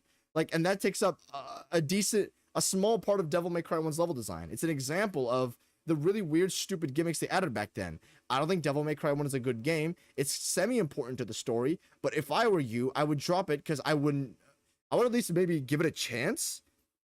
If you play 1, 2, and 3, they all come as a package. So if you buy the collection, then it wouldn't hurt to have 1. It wouldn't hurt to drop 1 because you still have these other 2 games to play. So this is the thing about me. I don't treat other people's time like I waste it. I try not to waste other people's time. If I waste my own time, that's fine. It's on me. I will take the, you know, responsibility for my actions. If I waste someone else's time, oh no, now I owe a debt. I hate debt. I don't want to be indebted to someone else. I have to pay something back. So I don't want to waste your time. I'm going to be honest. I dropped Devil May Cry 1. I've never finished it. I do not think it's a good game. You could try it if you want. If you have the collection, I would recommend you start with 1 all the time. Though I do not think this is a good video game. I do not think it's a fun video game. And I think the camera's horrendous. I think the design is decent probably, but a lot of it is really weird. You can finish the game with all these games you can finish within 5 to 10 hours though. They're not very long. You can finish all the Devil May Cry games in 5 to 10 hours. So 1, I would not recommend you start here. I would not you could try it out, but drop it if you even feel a hair of it. If you ever feel like dropping DMC 1, just do it. Devil May Cry 2, one of the worst games ever made. Do not do it. Just skip it. You have a finite amount of time on the planet. Why would you waste it on pointless optional suffering? If I tell you you're in the desert, let's say you're crossing the desert, right? And you're thirsty. You got some water on you. But you only have so much amount of water before you get to civilization back home again.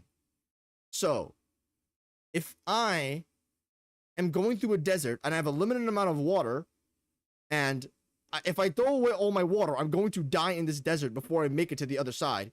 Why would I pour water down the drain and say, I don't need this? When you have a limited amount of time on the planet, why would you say, I don't need this? I don't need time in my life. I don't need this extra time I could spend to be loving or caring or spending it on things I enjoy. No, instead I'm going to waste my finite amount of time on the planet dumping out the water down the drain on one of the worst things, one of the worst games ever played. Do not play DMC2. Just skip it. There's no mechanical value in Devil May Cry 2, and there's no story value in Devil May Cry 2. This literally 2 is never referenced ever again in the rest of the series. It's not good mechanically. It's one of the worst games of all time, and even story-wise, it's completely irrelevant. It's not even worth to YouTube at all. There's nothing of any value here. Everybody I know who's played Devil May Cry 2 says it's horrendous. Don't play Devil May Cry 2. Now, Devil May Cry 3 is a badass game. Devil May Cry 3 is an incredible game. It is unrivaled in terms of cutscenes. This game is some of the most flair I've ever seen in my life. Devil May Cry 3 also has one of the greatest bosses of all time in it. Virgil 3 on the hardest difficulty. Let me show you guys a file. Look at this. Look at this, man.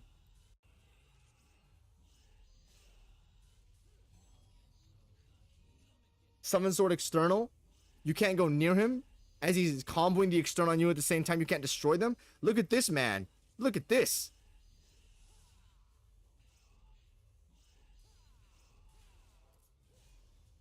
And then right after that, you stagger him like Melania. He instantly parries back like Ishin, and then he instantly goes to a Snailtaeus laser level move. Look at this. It's just this for the entire time. It's just this for like 10 minutes. This level of insane fun gameplay, man. Virgil 3 is one of the greatest bosses of all time. So there's something. It's not just like it's a Virgil game either. Everything about it is really strong. Combat's solid. I think it's solid. It's not amazing. It's solid. Enemy encounters are really strong, really attentive, strong stuff. The game's not perfect though. I would still give it like an 8.5. It's still in my top 10 games of all time though. I think it's an incredible game. One of the most stylish, you know, unrecognizable experiences I've ever seen. Like, I don't think there's anything I've seen similar to fucking Devil May Cry 3 apart from the other games in the series. So Devil May Cry 3, I think you have to play it. Like, there's no skipping this. Mechanically, it's great. Story-wise, it's pretty solid. Combat is strong. Play Devil May Cry 3. You have to play Devil May Cry 3. This is optional. I'm going to give it a U for optional. Do not play this game. You have to play Devil May Cry 3 if you're going into it. Devil May Cry 4. So the thing about Devil May Cry 4 is how much tolerance you have toward Dark Souls 1 syndrome. Because Dark Souls 1 syndrome is way worse than Devil May Cry 4. Devil May Cry 4 had a really poor dev cycle. Where, you know how the Dark Souls 1 issue is that it was great in the first half, and then it just starts falling off in the second half? DMC4 has this issue, but 1,000,000 times worse unironically. Unironically, 1,000,000 times worse. The first half of the game. Insanely tight level design, very well designed enemy encounters, some of the best enemies of all time, genuinely some of the best enemies of all time. Let me see if I can find a good file for this.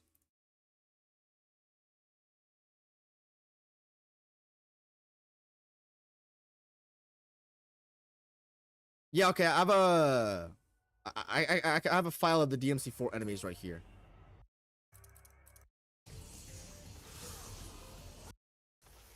Like, most people who fought who learned the Bianco and the Alto Angelos, regardless if it's in my Discord server or, you know, in general, or even for me, I think these are probably the greatest enemies of all time.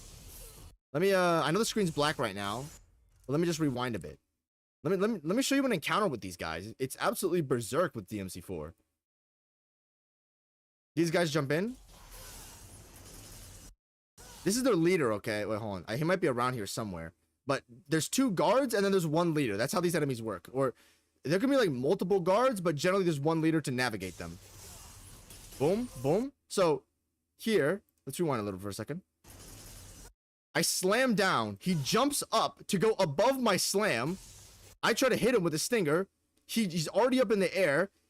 Since he's up in the air, he goes up in the air so that his man can come forward. He's going up, so one guy can do a ground attack. It's a synchronized attack. So he hits me from, he's about to charge me from behind. I jump, and then the instant I jump, he follows up with me in response to my movement. Then he stabs me from up top. Notice how the leader is down on the ground. I get hit, and I get put back down. You see the leader in the back, he entered up in the air. Now I gotta focus on this guy. Okay, let's go. So now that I'm knocked down, they're gonna chill out for a bit. Then, I try to snatch to him. Doesn't work. There you go. I sail over him. He tries to respond to my position, but I'm already up in the air. Grab. It doesn't work. You see how his leader's flying over behind me so that he doesn't attack me off the screen. He's still in my frame, but now he's gonna lead and attack his knights now that this is the case. So he steps back. He guards. You see how the other guard here, he's gonna jump in now. See? He came in with his rush. There you go. Luckily, I did an attack here to shake him off me as well. I try to combo him. So I hit this guy. He guards. I hit him back with a strong attack. He gets sent back up in the air. I shoot him. Doesn't work. I try to charge at him to combo him in the air, right? But now, his leader is about to do this attack too. Now that I've got my opening off, he's instantly going to come back and try to hit me. So I beat this guy up, and then I'm already out of position so where he doesn't hit me. So then, he instantly flies back at me. It doesn't land though. I don't think this is an attack. I think it's a movement. See, okay, now there you go. There, look at this. Since you have one man standing still, acting as guard, and then you have the other guy, the leader, coming in to rush me. I jump, react. You see how the instant I jump and he doesn't attack, this is supposed to be an opening, but his other man comes in and defends for me. Like, defends for him. Now that I have the instant I've got my opening here, this guy comes in and now he's about to hit me. Look at this. Boom, boom, boom. Also hits me. He immediately comes in and tries to hit me too. He punishes me for punishing improperly. Instead, I should have slammed down or hit them both or double jump to evade both of their hits. Now, notice how this is a guaranteed opening because I used my gun here. So now, the leader goes up in the air again. Okay, what's he gonna do? He jumps to the side, so he's about to do this attack. Boom, beat him up. Notice how the guard is flying now. Not just the leader, the guard is flying. What's the guard gonna do? The guard goes up in the air. What's gonna happen? Boom, I'm hitting him down. He jumps up in the instant I do this attack, the instant I do this low ground rush, the enemy instantly jumps up in the air in response to my thing. Boom. Look at this. I try to hit him. I beat him up a little bit. He steps back. He comes with an attack. Look at this. Now, I hit the enemy. He's rushing back because you need to know how to competently combo in Devil May Cry 4. If you don't actually know how to combo, the enemies do have evasives. They will evade out of your attack. So now that I comboed him in a poor way, my combo game was poor here. You need to know how to combo in these games. Like, see, look, I do one hit here, but look, I hit him once. Look at this swing. It misses, so he can escape now. He can escape now that I've given him an opening. Okay, that's bad for me. I'm fairly punished. Look at this. He's about to fire an attack. I jump upward, but now his man's about to come in. Since he's in his end lag, now the guard is going to come in to protect the leader. Now he's about to attack. Watch this. He missed though. Look at this. And it just keeps going like this with these immensely awesome synchronized like attacks. It's a perfect utilization of everything about the Devil May Cry combat system. Look how interactive and defensive these enemies are. Look how offensive they are too. Look, he's a parry response if you keep wailing on him improperly. I beat him up. He's a parry response too. Moves to the side.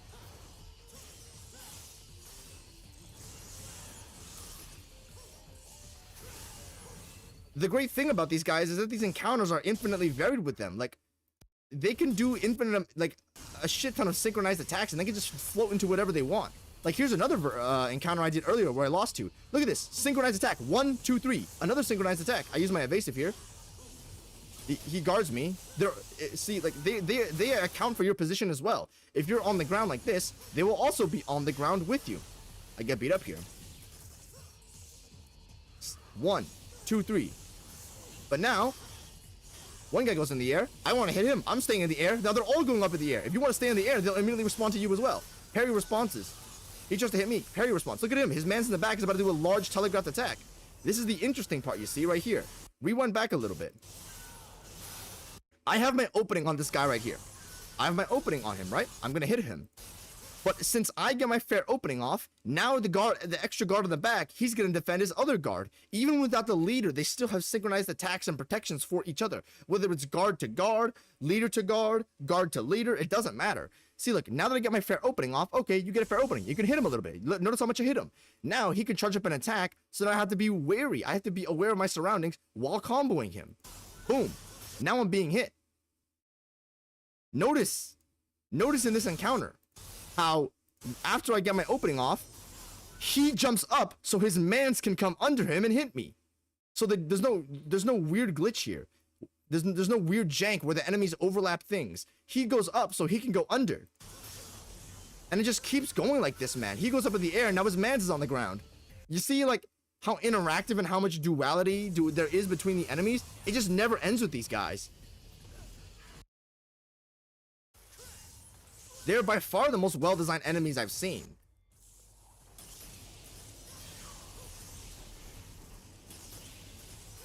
The way they interact with the combat, with how deep it is as well, it's absolutely ridiculous.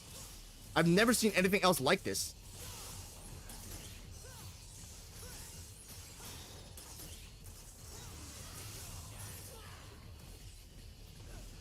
Yeah, man. So that's just an example. Devil May Cry 4 is some insane enemies at insane levels. But we gotta talk about the Dark Souls 1 issue. Let me tell you about the Dark Souls 1 issue. So the first half is full of incredible design, and then in the back half, you have to refight. You have to literally replay the exact first half of the game, and it's so bad. It's literally so bad. Like, imagine playing what's a game we've all played here? Imagine playing Elden Ring all the way up to Morgott, right? And then let's say you did a melee build, but now instead of doing a melee build, you now have to play on a mage build for the entire half of DMC4. You have to like you don't get any new areas, you don't get any new enemies, you don't get any new bosses. Well, sorry, you get 2 new bosses and they're both completely horrible. They're literally some of the worst bosses in gaming history. Those are the 2 new bosses you get. Everything else is a refight. So it's an absolutely terrible thing they've got on here, where it's like you need to replay the entire back half of the game, but under a character who isn't designed for the enemies. You need to play essentially on a mage build. You need to play from Morgott back to Limgrave. The entire game is Limgrave to Morgott and then Morgott to Limgrave, which all the content is the exact same. In fact, actually even worse, because some of the enemy placements and enemy encounters are kind of ass.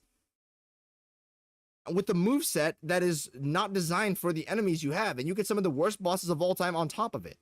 And you just have a bunch of stupid gimmicks added within the levels that don't add to anything.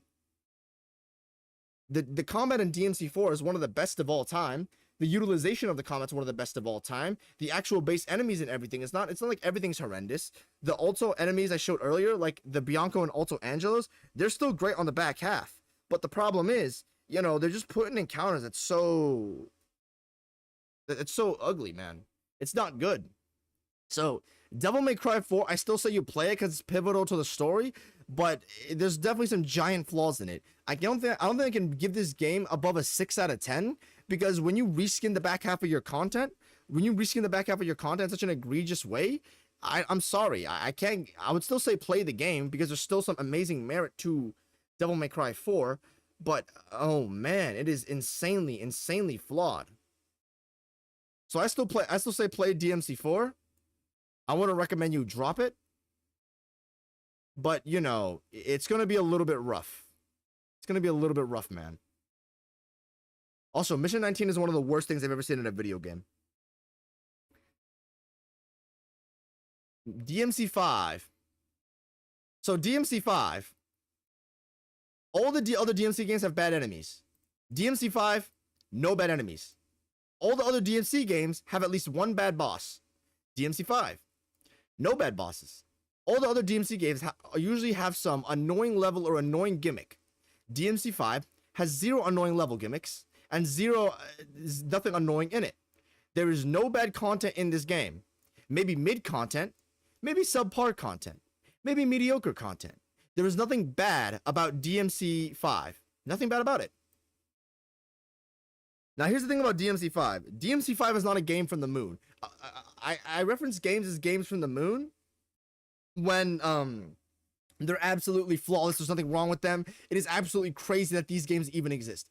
No, DMC4 is not a game from the moon, okay? The only game from the moon is Nier Automata. Nier Automata is the only game where I am actually, like, absolutely confuzzled, combobbled on how the game even exists and how it even came to fruition and this thing is actually real. That's why it's in my number 1. Devil May Cry 5 is not a game from the moon. They tuned this up. So let's look at the DMC4 encounter again, okay? So here's an average DMC4 encounter on the hardest difficulty. It is absolutely nuts. Look how insane and attentive you need to be.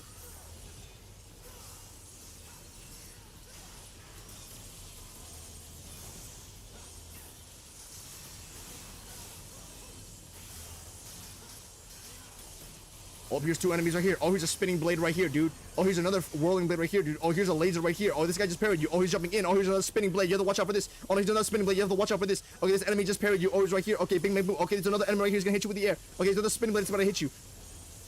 Do you see how, like, crazy this is? You have to be so cracked out of your mind through, like, DMC4 encounters at the highest level are some of the greatest gameplay I've ever seen in my life. Look how insane this looks. Look how attentive you have to be. Look how precise you have to be.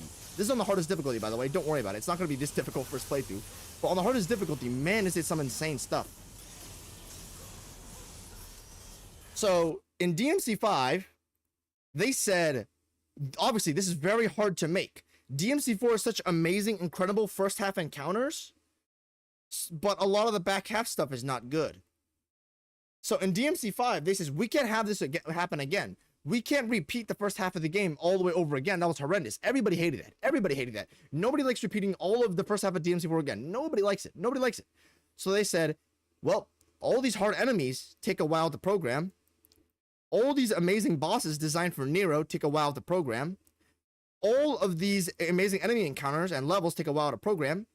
So how about instead for Devil May Cry 5, we make all the levels pretty basic in the way of how you actually beat them. There's just there might be some diverging paths. There might be some interconnecting, loops. But ultimately, the levels aren't very challenging. They aren't very challenging. There's no like gimmick or like, there's no insane encounters. So the actual levels aren't nearly as hard or puzzly or, platform-wise interesting. The enemies are far more passive. Far more passive, insanely passive compared to DMC4. Let me show you another example of DMC5 encounters. I made this in a point. The enemies are not insane. It's not like the enemies don't do anything, but they're insanely passive compared to DMC5. Let me see if I can find something good here, man.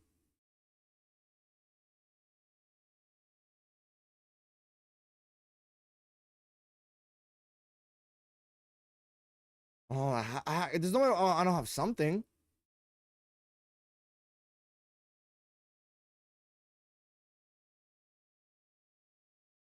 Dude, I literally have nothing. I'm such a fucking idiot. I deleted all my DMC5 footage. I deleted all my DMC5 footage like a dummy. Help.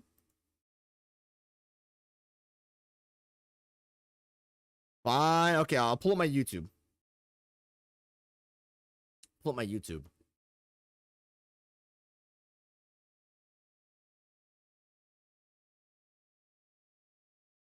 My most recent video. Nice, my YouTube is just bricked right now. Awesome. So is that every time one is destroyed, it allows for a thrilling mix of This is the average DMC5 encounter. I'm being so serious. Oh no, I have it on this video. Haha. Oh wait. I'll put it. Hold on. I initially made this video for a friend, only a friend to see, but I don't think he cares if I share this. It's literally just me going through a level. So this is DMC5 encounters on the highest level. They made the levels, the enemies, and the encounters a lot more boring compared to DMC4 and all the other DMC games. It's not nearly as attentive. Instead, they say, okay, how about we make everything a lot more passive, but we make the combat as good as possible? So that's the DMC5 design. You know how in Souls games, it's all about, the focus on your player moveset. It's about, it's about how you can use a simple moveset to get around bosses. It's around how your dodge times and stuff like that. It's about the boss and the enemy's AI and how much you have to respect it. DMC5, the earlier DMC games are like that too. About, how you can use your way to get around enemies. Right? It's about these thrilling, tight, very engaging, interesting encounters. DMC5 said, how about we tune that down by around 80%, but turn the base moveset up 80%. So this way, it's all about what you can do with your moveset, how skilled you are, expressing the most insane combos possible. Go up display again here. Look at this. This is the average DMC5 encounter. All right. So look at this enemy. This is the hardest difficulty, by the way. This is the hardest difficulty. You saw the average encounters in DMC4 one game ago. Let's look at DMC5 encounters. All right. So he gets comboed, and he gets comboed, and he gets comboed, and he gets comboed, and he gets comboed, and he gets comboed. All right, that's 90% of his HP. All right, you see how the other enemy, you see how he takes a while to recover here? Let's count. 1, 2, 3, 4, 5, 6, 7. Oh, okay, now he does something. And he walked toward me and he didn't even do anything.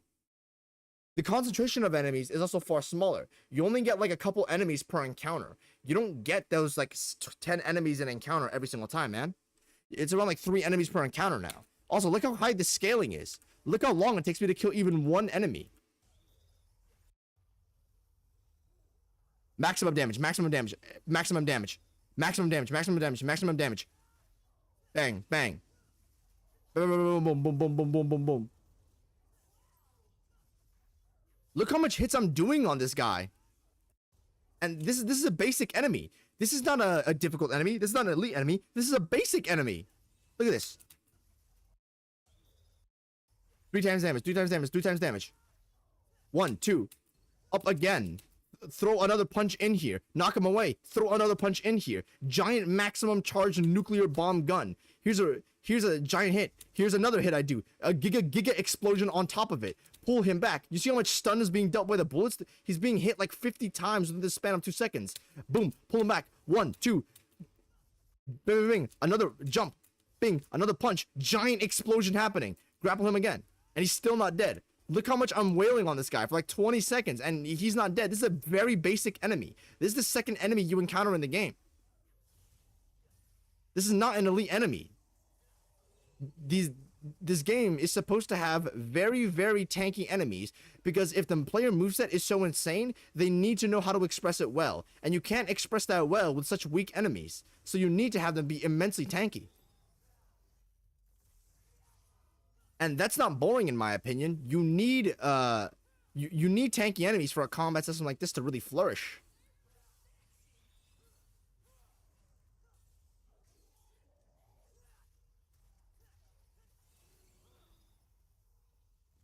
Okay, this guy just gets one shot. Sorry, sir. Goodbye. Also, check out the sick grab.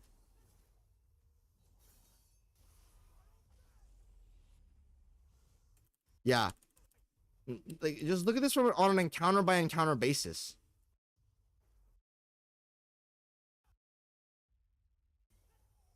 Look at this. This is the hardest difficulty, by the way. This is the peak you're getting in DMC5 gameplay when it comes to enemies.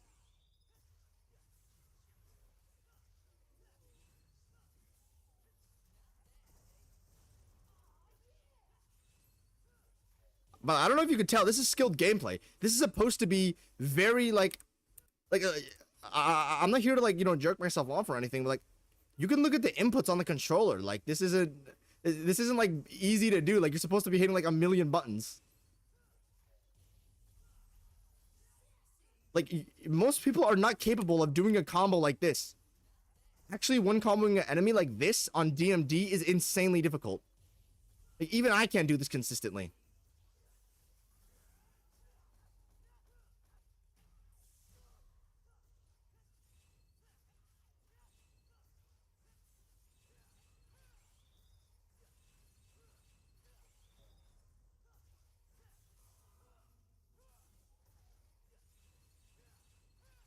I know spamming like the same move here, but like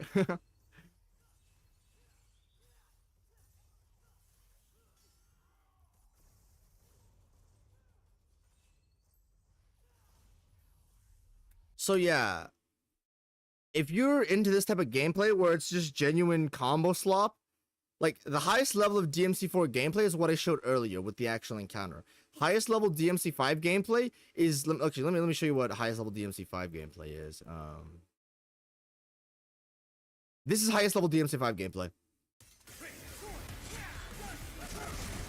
It's literally where the enemy can't do anything.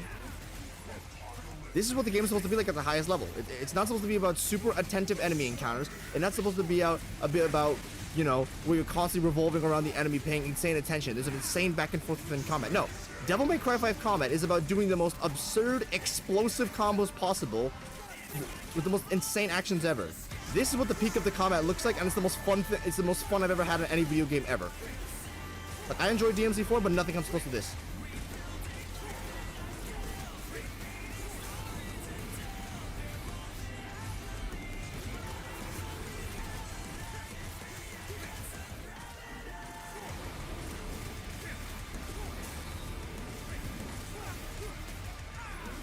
It's very different from Souls encounters, Sekiro encounters, stealth mission game encounters, even other action games. DMC5 is very specific in how it wants you to play, in that you should just, it's not about the design.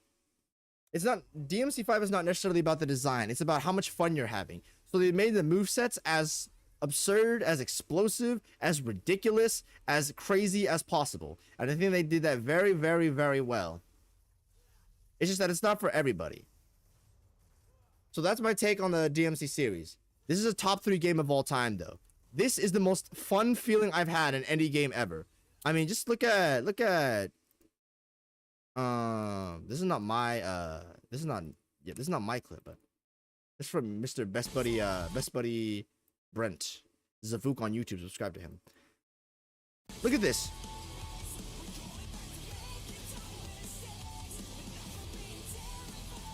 This is the most fun any video game gets. You're breakdancing, you're jumping back, shoot, motorcycle, jump up, kick back, dump, do shoot, a rose, feint the launcher, guns, pistols, jump, kick, shoot, brainstorm over him, jump, kick down, rose, motorcycle, step back, shoot, another rose, go under him, shoot, black hole, bang, kick down, giant red stinger, send him up, ice, shotgun, lightning, fire, shoot, motorcycle, big slam, giant rotating sword, rocket launcher, bullets.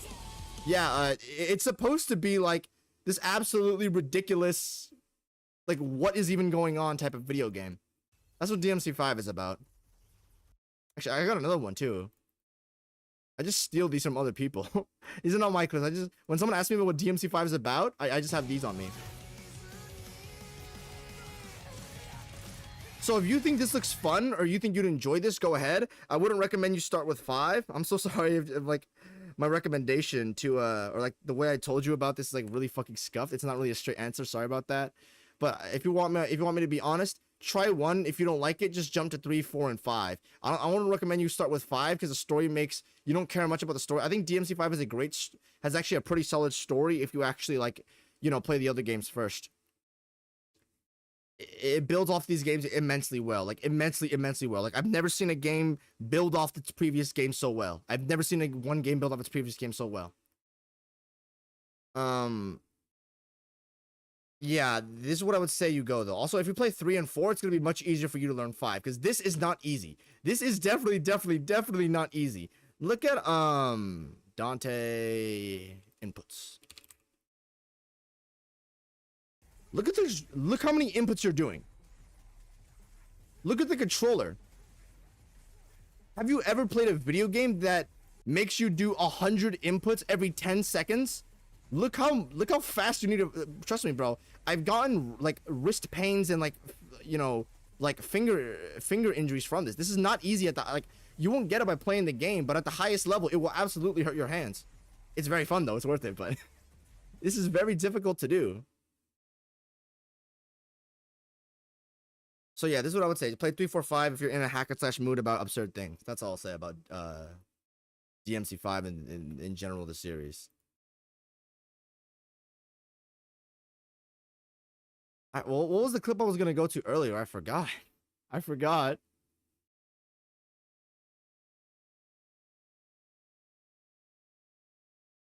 Yeah, I don't know. I genuinely forgot. Oh well.